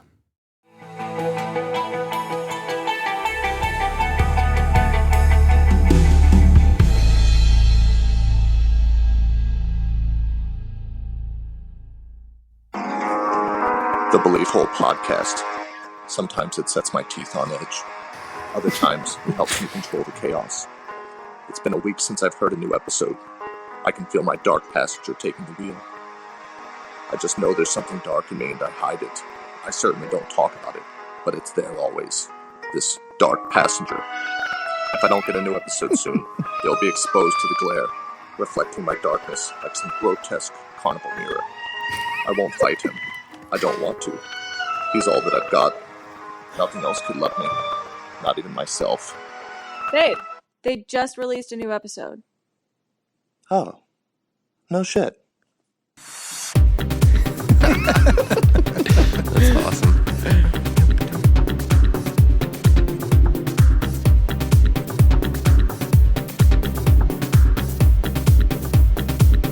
So that was That was a one great of our sweep. awesome friends. Yeah, friends and fans of the show. His name's Brooke, Dexter. Brooke and Nick sent that in. You guys are awesome. That was great. That was so very, great. very good. It's hilarious. I love how John actually, he's like, is that a, what do you think it was like a Dexter? I thought that they like, you know how they have those programs where you can like type in stuff? Like an online soundboard? Yeah, kind of I thought that they had like just mimicked his, reproduced his voice and you could type in whatever you wanted. That's my teeth on edge. That's my teeth on edge. That's so great. Thank you guys for that. Yeah, that was little piece super of love. Cool. Yeah. More of those, A please. little bit of soundpipe theater for you. Makes me want to watch Dexter again. That was a good That's series. a great show. Sets my teeth on edge. Such a great line. Well, before we get to the news, did you want to play that last Dogman interview clip? Yes, I do. Get some reaction to Let's that. get a little This is my favorite. When you started showing me Dogman clips Dogman. a while ago. This is definitely my favorite one. This story is interesting because it's, I think she might be Austrian or something. I'm not sure. So her accent's kind of interesting, but her family goes out of town to like London on a trip or something. So she is basically house sitting this place in the country. And she's there with her dog, and she has this terrifying experience. She goes to walk her dog. She's never felt scared there, never felt creeped out. But on this particular day, she had that effect. What is it? The spooky effect where everything goes quiet in the woods and there's some sort of apex predator lurking Yeah, there's around. a name for that where everything goes silent. There's all the birds stop chirping. It's just eerily silent. Something is wrong. The Ohm effect? Something? It's very spooky. And He just can't let it go. so yeah. My brain goes, every time I hear my own voice and it's not me, my brain just like shuts down. You like have to say it after too, so people like, even though it's obvious that it's not you saying it live again because there's reverb on it and it's coming from a different space. You're like, you have to repeat it just so people know that I wouldn't say that. You should be used to hearing your own voice because my voice sounds a lot like yours. It just throws me off. I feel like it. I feel like I hit a mental speed bump. Anyway, so she's out house sitting in the country and walking her dog, and she gets this freaky skin crawling feeling. Yeah, she gets this skin crawly feeling, and everything goes quiet. All the birds stop chirping, everything. And I can't remember if she has a sighting at that moment or not. But she goes back. She goes back to the house, and that's probably what it sounded like before all the birds stopped. And at some point in her experience, she gets into the situation where she's in the house. This thing appears.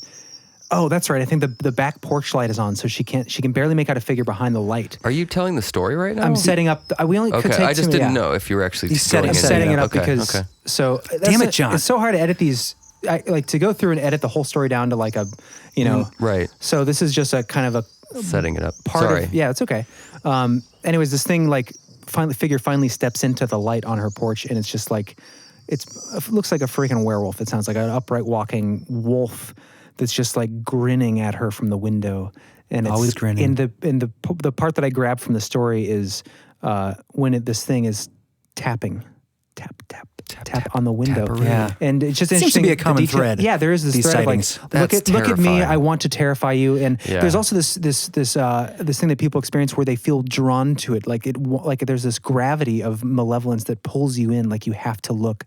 You just look in the last one we heard the clip earlier in the episode where the guy's like, I don't know, but I had to look at it. Yeah. Well, that's human curiosity too. For sure, but there's for these people it sounds like there's dark this gravity pulling. Something's pulling them to. Like it wants you to look at it. Like an it. The deadlights, yeah. The deadlights. Yeah, it's just drawing you to it. But anyway, so that's kind of the setup of the clip. It's at the window now, and we'll have the full episode linked on our website when we get the episode pages back up and running, but because the whole episode's worth listening to. But yeah, here's that clip. Roll tape. It was just staring at me with its eyes fixated on me. And it lifted his hand, and with one claw, I remember that claw really well because it was just branded into my memory, that sound of the claw against the window. And it was not, turned or round like that of a cat or a dog. It was more straight, but still it had, a small curl to its end. So it was like a rose thorn.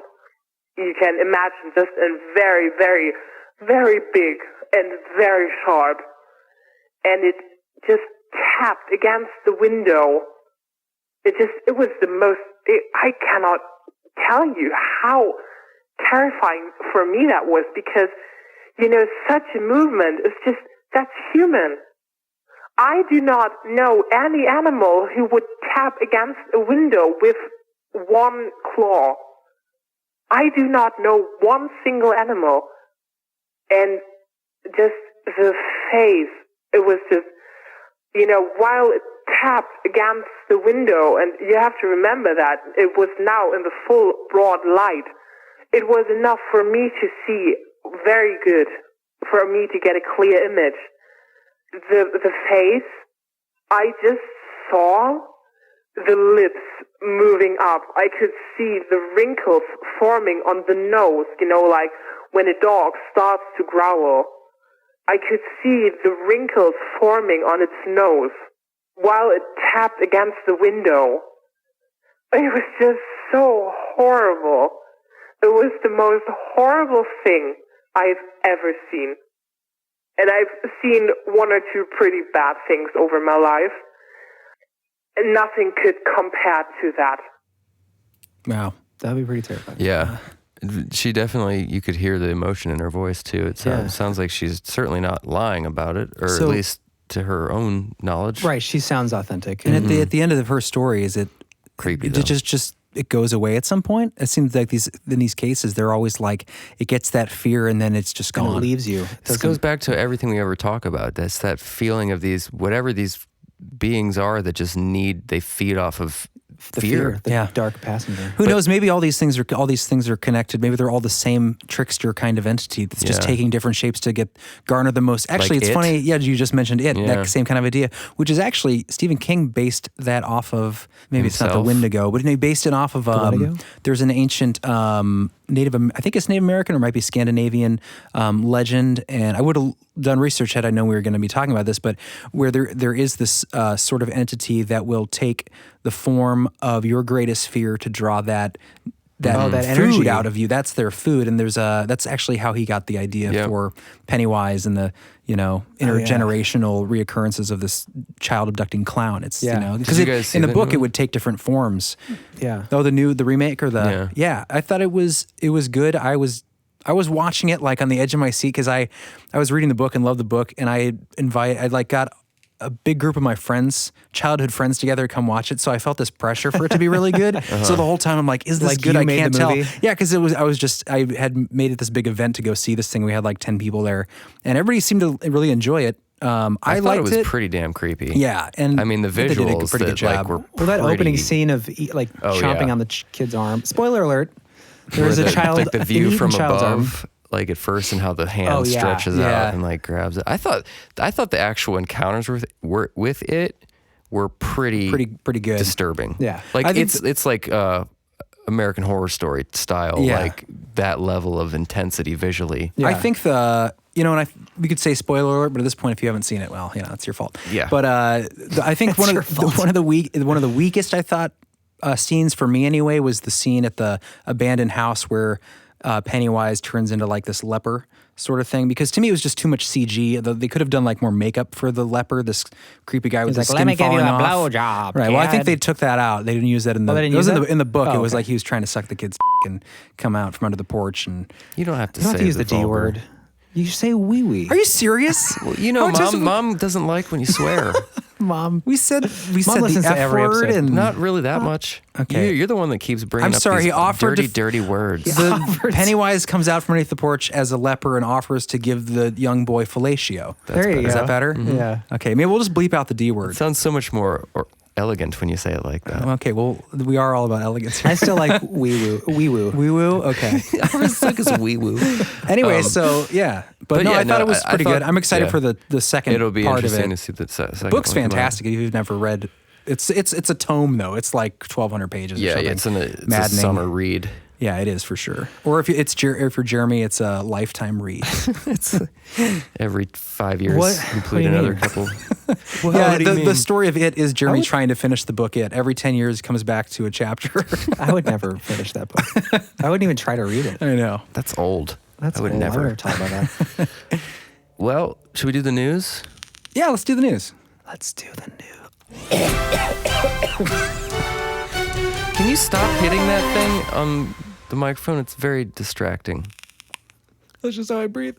What are you talking about? Hey, yeah, everybody's gonna know you're a nerd who vapes. It's just a crack pipe. It's just a crack pipe, guys. I hate the sound of that thing on mic. I actually think it's really pleasing. It's like almost like what is that, DMS? It sounds like SR? you're smoking crack. It does sound like a crack pipe. Like, because I know what a crack pipe sounds like. It sounds like that. It also reminds me of Nathan Stoppelman from Lift the Veil.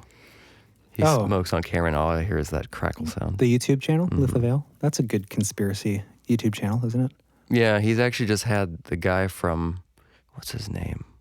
He's like the other guy that came out with the Sandy Hook stuff. But now this episode's going down. Jason Statham. You just said the word Sandy Hook. on red live alert, air. red flag. But he just had him on, like, and he actually went to trial. Like someone sued him from the family, and like he's really? He's actually like a crisis management specialist. Oh. Like he's actually a really fascinating dude. But he never changed his story. He's like, I think it's totally been manipulated. Right. And he has all this information about, because he's studied this stuff his whole life. Yeah. But as far as a credible... Oh, I know you're talking about. Yeah, he would go into schools to help them with, to help them prepare for these kinds of events, and he was coming out saying there's a lot of fishy stuff. He found all this stuff out. You know, he basically said that there was other things going on besides this official story. But anyways, I'm not getting into that, and I'm not... No, let's dive into it. Let's just get our not claiming one way or the down. other. I'm just saying that like there are other people out there besides Alex Jones that have talked about this. Right. And have a actually reason to. Yeah, have like some sort of background. It's a dangerous topic culturally, but it is interesting. There are definitely things out there that make you go, Well, I don't think the thing about Alex Jones getting taken down from that, I don't think that the story itself is what... I just think they would have found anything. I think it was an easy for them to grab onto. Yeah, and to pull on the emotions of people. Oh, and be for like, sure. How can this man still talk and have a voice? Yeah. Hate speech. Anyways, so let's do the news. Let's do that stinger again. Do it again. We are Valid News. Live with Brett Kavanaugh. Oh. Wait, who's that again? Okay, let's do it one more time. Reel it back. Not really. Take 3. Okay. Terry Kreischer. Okay. Bert Stevenson. Oh, I was going to do a Bert. I was going to say Bert Plymouth. That's going to be my news Mandy name. McAfee.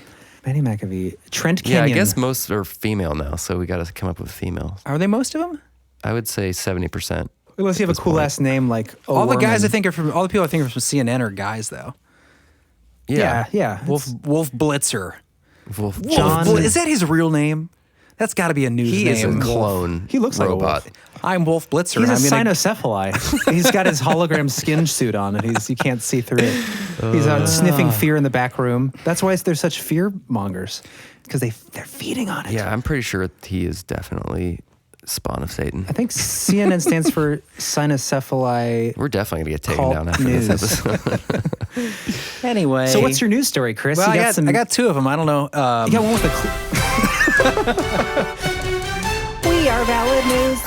We are death of truth. We have death got of the truth. They said we are death of truth. We are death of truth. So I got 2 news stories, but one's from the Guardian or the Independent, and one's from MysteriousUniverse.com.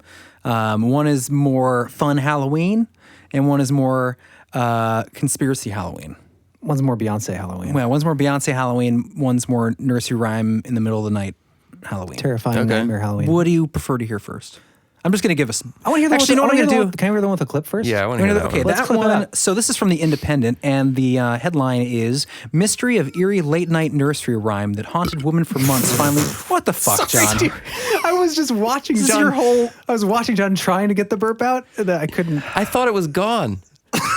Why even do it into the microphone? I don't know. We are children. Please, Chris, continue. There's a lot of editing going on. We're not going to edit any of this. It's all delicious. All right, mystery of eerie late night nursery rhyme that haunted woman for months finally solved. Unnerving tune woke up residents in Ipswich by playing over and over again. So where is that? Where did it play from? Well, that's how they solved it. They figured it out. So it's not that much of a mystery. In your words, what was this? It was. So I'm not going to go through the whole thing. Just give us in your words, like what was. And I read this 3 nights ago, so I've got no details for you. But we do have the clip though. In Ipswich, I think it was a factory. I've heard of that place before. If you want, I could read the short article to you and just give you. Just tell us what you remember synopsis. of it. Okay, so lady here. Basically, what I remember is the headline. People in this town are hearing this creepy nursery rhyme, and for months don't know where it's coming from, and finally there was enough of an uproar from the community that there was a small investigation. I don't know how it would take months to figure this out. You follow the source of the sound, but it was some like industrial park. It's Ipswich. What do you expect? It was some Where is Ipswich? industrial park. It's New York. It's in England, I think. Close. England, yeah. I thought there might be one here too. This is the Independent, so it's Sounds like Ypsilanti. So Ipswich. Sometimes the tune played just once at 2 a.m. or 4 a.m., but other times it repeated over and over again for hours. The rhyme, which relates to the story of an old man who bumped his head and couldn't wake up, left Miss Randall frightened and questioning whether she was imagining things. And she said, quote, "It's sung by what sounds like a very young child," she told The Independent. "It's very haunting. People have said it's like something out of Freddy Krueger." Oh. That's what the lady had to say. She sounds like she's from Ipswich. Yeah, so I'm just going to go to the bottom. It would be pretty haunting. There's a lot more people talking in this article. I'm just going to go down to the bottom here. Scroll. Troll. That's the comment section.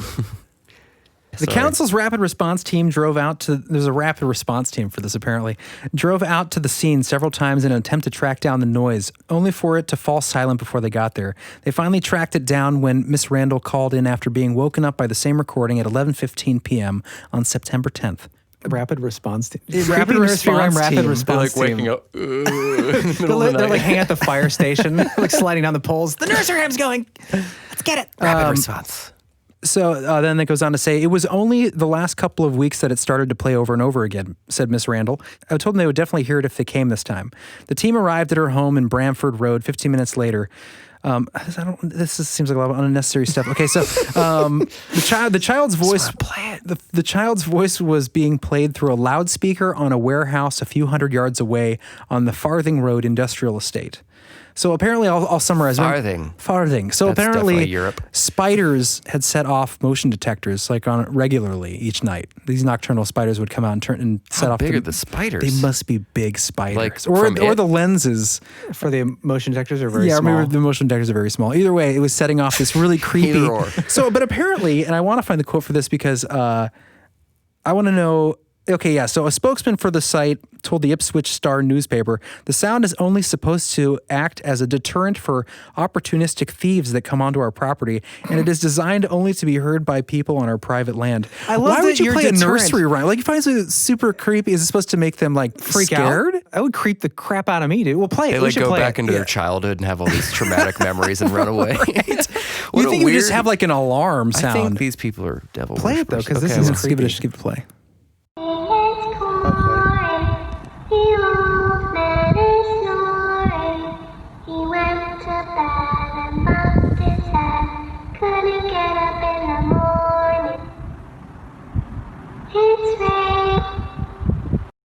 Okay, that's your deterrent for people to come in. It's just such psycho? such a I know. weird. I love that. As a I mean, deterrent. it's kind of awesome. I think that's I would awesome. run away, Absolutely. but I'm not a burglar either. I wouldn't don't know even what the burgle mind- anything. If I had something, I would drop what I had because I thought it might be cursed by the spirit I'm of pretty whatever sure, is- though, statistically, burglars are not superstitious, so I don't think it would have much effect. Statistically? Statistically. Yeah. Have sounds you like a ever been statistic. burgled? I Me just love personally? that word. I I think it's love that. hilarious. It's no one burglars anything anymore. I've had hamburgers Burglars? that were burgled before. That's not Burgle. It's true. That's such an old word because like burgle. to burgle someone. I've been burgled. That's awesome. I love it. Burgled. Okay. Okay, how do you segue So out of that one? I'm glad we hit some really Round 6. important international news. That was. I'm glad we covered that. I feel Now let's edified. get to, pretty let's get to creepy. Beyonce. Yeah. Oh yeah, Beyonce. Okay, so this comes from mysteriousuniverse.com. Okay. This is literally Beyonce. Pull this guy up. Beyonce, I haven't heard much from her lately. So, Been expecting some all right, words from her. So this headline here is former Beyonce bandmate accuses singer of dark sex magic, and I've seen this is from Brett Tingley over at MU, a writer for them, but I've seen this on other sites. One of Beyonce's former bandmates has accused the superstar and entrepreneur. Read slower. Oh my god, Sorry. man! Start over. I'm going to slap your little mouth. like you're a news guy. One of Beyonce's former bandmates has accused the superstar and entrepreneur of engaging in, quote, extreme witchcraft and has now filed for a civil harassment restraining order. Kimberly Thompson, who was Beyonce's drummer for 7 years, says the singer used dark magic, spelled Magick. I don't know if that's important. Yeah, that is important, actually. To surveil the musician and, quote, control her finances. Is this a case of band drama gone too far, or might there be something to all those allegations that Beyonce and her husband Jay-Z may be members of some secret Illuminati cabal? Well, that's true. The news of the bizarre legal suit was broken by celebrity garbage news site The Blast. The Blast. Celebrity garbage. I know that's how they describe themselves. I do too. The Blast reports that it obtained documents related to the suit, which contained Thompson's claims that Beyonce has used, quote, extreme witchcraft, dark magic, and, quote, magic spells of sexual molestation to manipulate and harass the drummer, while also spying on her phones and electric communications. Thompson also says Beyonce murdered her kitten and confirmed to Pitchfork that the court filings are indeed authentic. Why would Thompson make these claims? For their part, Beyonce and her husband Jay-Z are frequently accused of being a part of the Illuminati, whatever that might be, and even allude to those accusations in their performances and videos. At the Coachella Festival earlier this year, Beyonce wore costumes and made certain hand gestures that some tinfoil haberdashers believed were the singer-dancer's right in front of your face. Fashionista's way of flaunting proof of her Illuminati connections in full view of the public. To be fair, Beyonce was flashing the, quote, Eye of Horus sign, weaving various Egyptian symbols, and even sung into a microphone which appeared to sport the horn skull of Baphomet. Yes, I knew we tied us into Dogman. Prince of Beasts at the festival.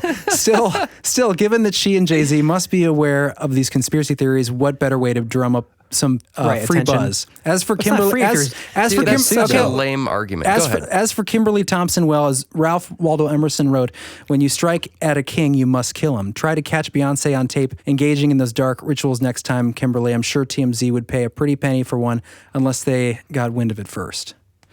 Well, yeah, I mean that's the thing. Strike at a king. Back to the. I mean, we've talked about this in our earlier episodes. Like the amount of symbolism of Baphomet and like the Eye of Horus. And come on, everybody at home. It's rampant. It's rampant pervasive. and pervasive. It is. It is. Music culture. It is everywhere. It's definitely tied to. I mean, all that symbolism. I mean, it's. But the idea of they just using it as a publicity, that's such nonsense. Well, okay, so to talk about her specific claims too, like the idea. I mean, I don't know. Yeah, I mean, but I mean, the claims. It could. Well, but look at the specific claims. We covered the brujeria. What was her name? The Iggy Azalea, who she showed video of her killing chickens and her whatever a black kind of magic. And the spelling of the magic, I think, is important, Chris, because I believe that spelling of magic comes specifically from the Aleister Crowley following of magic with the CK. Yeah. I'm pretty sure. We could check the facts. But that's interesting. And then you have, the former bodyguard of Lady Gaga, who supposedly came out saying that he couldn't take it anymore because he found her in a bathtub full of blood. Oh, right, yeah. Bathing for whatever. Yeah, who knows? Well, all the connections to, what's that lady's name? That does the spirit cooking. Lebowski? Lady Gaga. And I mean, they're just into the weirdest, parties where they eat cakes that are people, right, connected so much weird, bizarre behavior, and it's just there's limitless amounts of evidence out there that they're interested in the occult. There's no doubt about it. I mean, we don't get together with our friends as a hobby to eat people-shaped cakes. Yeah, well, I don't think most people do. I think on it's art. Whether or not people get together and are interested in the occult, that's one thing. I don't think that's necessarily a bad thing. I think it depends on what you're doing with, what you're trying to achieve with getting into the occult. Or when you have magic being good or bad. When you have these people that are beyond rich and famous, they're... Well, that again necessarily doesn't mean... No, it doesn't. But when you add up all the symbolism and what they're doing, there's weird connections to this stuff. Right. But what I'm saying is what is if their end goal is to cause harm, that's one thing. If their end goal is to apparently be to into this weird drummer, things, well, exactly. Right. This is an allegation of exactly that. Like a lot of things in life, that you put something dark into something, you get the dark back. That kind of karmic effect, right? So if it has to do with blood and sacrifice, and even if it's symbolic, I feel like there's still a negativity still attached to that. igniting some sort of energy in those. Yeah. I mean, it's you don't know what you're inviting into yourself when you practice that. Even playing with the Ouija board. Did you ever see that Beyonce video where she was at the Super Bowl or something, and That thing's coming out of her throat? Yeah, that thing is coming out of her throat. There's like a video, like it slows down her She looks like a demon, for sure. And like, it's tied to for quotes. sure she looks like one, doesn't mean she is. But it ties to quotes of her saying like, this thing takes over her. Oh, what? Sasha all these musicians too That's have not a very alter cool egos, demon like name, where though. they Yeah. invite these other like darker spirits, for lack of a better throughout term. time, we have artists doing this throughout time, like the Muse, right? Yeah, we did a whole show on this. Yes.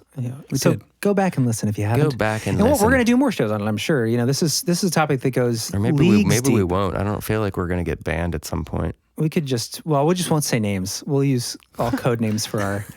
Beyoncé? Well, yeah. Well, instead of Alex Jones, we'll just refer to Mr. Tangy Tangerine or something like that. You'll make code name for all of them. And you can go to our website to access the legend of the code names. That's awesome. It's like a legend. Mm-hmm. It's interesting to me. A key. It's interesting to me that someone like, and I honestly don't know where I stand on a lot of the stuff with celebrity. I could definitely see the connections.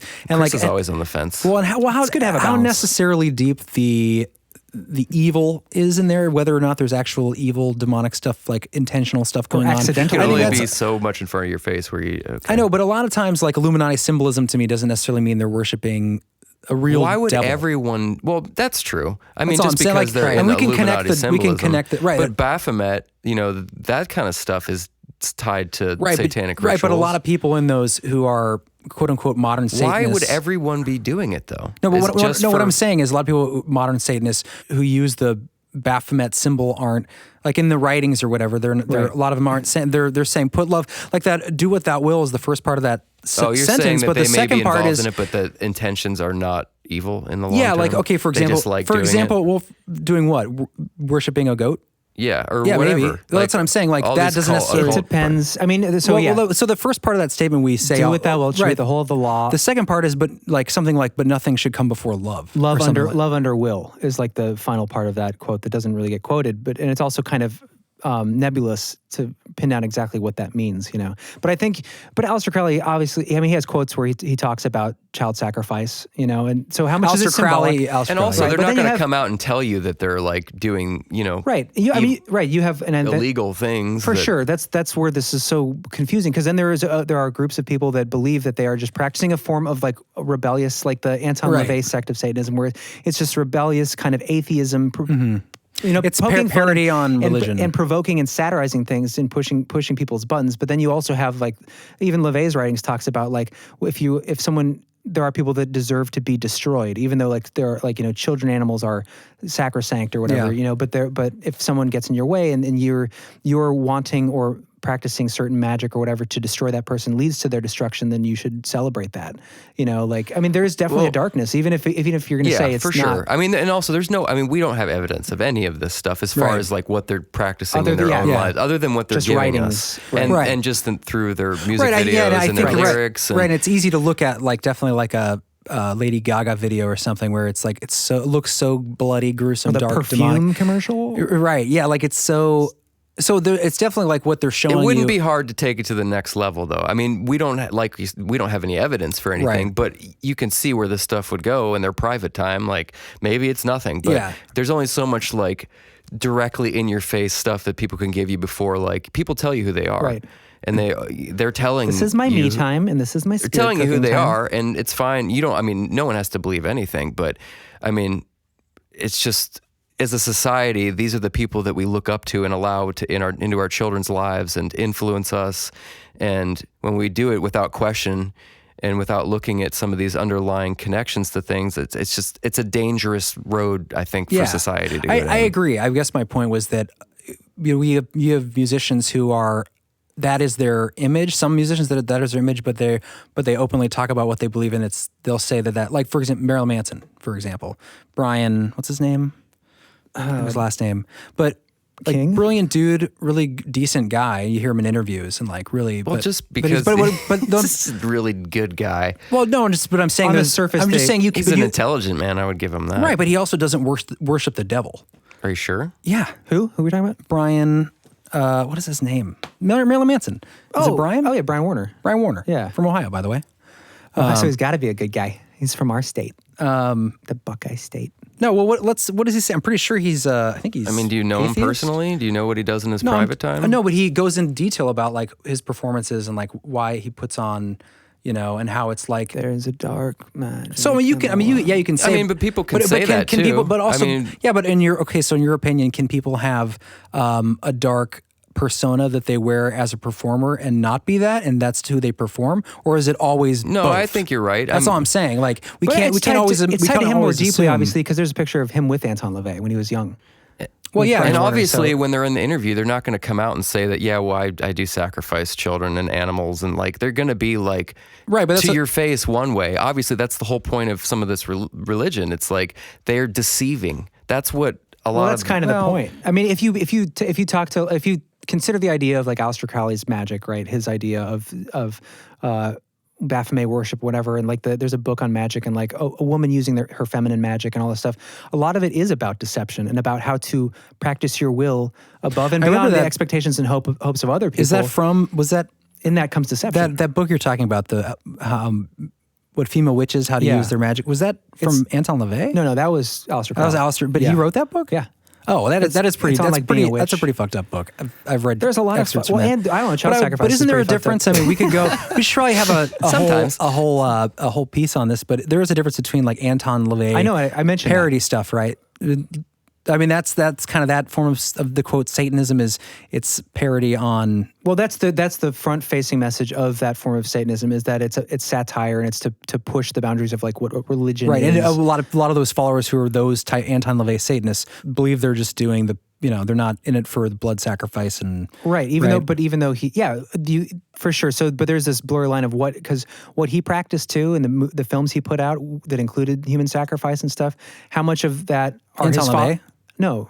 Yeah, Anton LaVey, yeah. So how much of his followers are practicing this as like kind of an atheistic anarchist? Oh, and how much are using it for more of an actual... And still it goes back to deception. Like they're going to give you the persona. They're not going to come out and say that we're doing like these illegal activities behind the scenes. If you did want to practice these things, you would say it's not real, guys, because you want to keep doing it in the background. So that's an argument. Well, that's what makes it difficult because I think I'm sure it's both. I would say that there's definitely Satanists out there that probably are doing it as like an FU to God or to the structure, religious structure. Yeah, sure. I have no doubt about that.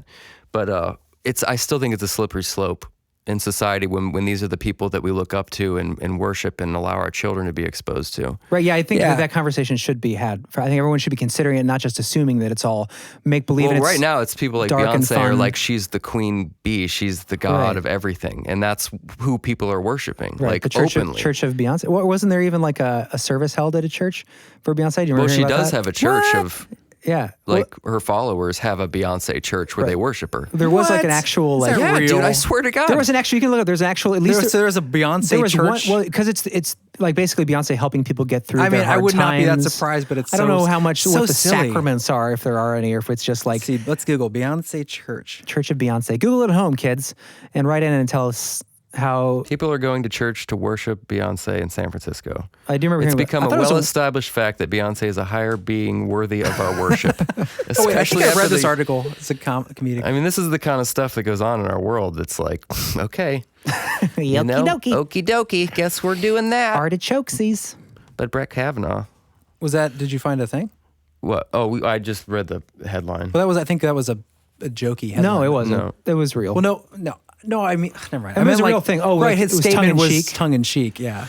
Oh, right. Yeah. Well, possibly. But I just want to know. I do think that there's fans out there that would worship her. Was that an article about a church? Yeah, I think the story is a church, the pastor of the church or whoever decided to hold a meeting for like the quote followers of Beyonce once a week, or at least on that day at that time, to like celebrate how much she's helped people. Look at this. Okay, are we recording again? Yeah, we're back. Okay, sorry. Yeah, due to satanic technical difficulties and the powers of Beyonce, we did shut down our recording temporarily. So, and Chris's left arm has gone black, but it'll be fine. It'll be okay. So, anyways, I think we covered suffering the pangs of magic. Yes. Yeah. Let's in the end, there's no way we can know this because we're not in these people's personal lives. Right. Well, that's my point. Was that like. I think we should be wary, though. Right. I think there's reasons to discuss on both sides, and I think, Chris is the defender of Satanists. That's exactly correct. No, I just think it's good to have you can't label every person who wears black robes and Right. has crazy, creepy music videos with maybe some Tell satanic people buy the symbolism. fruits of their labor. Yeah, I think in the end, we can't judge a book by its cover. We can't can know- throw phrases back and forth. People will tell you who they are. I mean, they're definitely involved in something. But people also, you said, deceive people. I think by that's the point. Is putting on- they want this kind of like argument, but there's no consensus. You know, we have this continuing debate about the realness of this Not stuff. really. Not many people even think about it. I think more and more because Maybe, but of the still not symbolism. not the masses really think about this. Yeah, stuff. it's more just like a fashion and like a trend. Yeah. Anyways, I think if anyone should take anything away from this episode, it's that we can't say for sure about this stuff, but it's probably true, and Dogman's definitely real. That's what I would take away. Dude. For more information, I would definitely check out Dogman Encounters Radio on the Dogmen. That's a great resource with Vic Cundiff, and I would also check out our website, beliefful.com, because we will have that back up online completely soon with the episode page loaded with links to these references, and the North American Dogman Project, which I am now officially a researcher for. Oh, are you? Well, congratulations. I have actually filled out my application to become a on-scene investigator. You should finish filling I'm it going to finish out. But on their website, there's all these crazy... Look at this, John. This is a horse that was ripped open supposedly by a dogman in Ohio.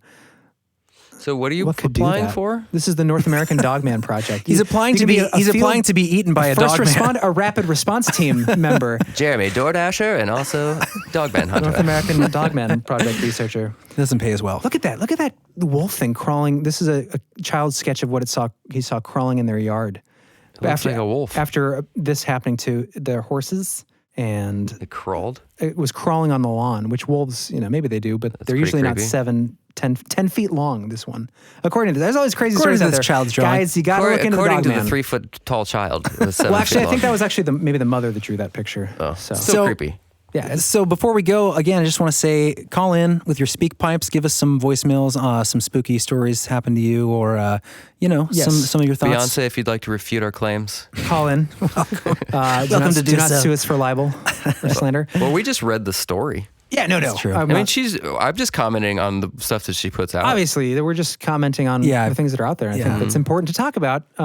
Thank you again to Trisha for the Patreon. Proof and is in the pudding. Ron, Yes. and Samantha for writing in on Facebook. Yeah, and you know being what's a great interesting? supporter of the Trisha, show. who's a big fan of the show, she's written a lot blog-wise, kind of related to the Satanist topic. She has some friends in that. Yeah. So I might put some up on our blog about kind of some of the discerning between different forms Sects of, quote, and Satanism. beliefs of what's... Yeah, I think it'd be good to do an spell some episode on things that. out for people. In the future, it'd be cool to dig into that too. Yeah. I think Samantha, a friend of the show, wrote in to talk about that stuff. But yeah, it's just a fascinating. But yeah, topic guys, that- send us some emails. Send us your some emails, your messages, and let's get some spooky stories for the next couple episodes. And thanks for listening. All right, we love you. We will. For those of you who are, I don't love you, but Okay. they do. For those of you non-members, we will see you. I love you as a human. Next time. Next time. I love you next time as a human. Bye. Bye. Bye. Bye. Bye. Bye. Bye. Yeah. It sounds like frogs. Like chirping in All the... right, seriously, goodbye. Bye. Bye. Bye. See you guys.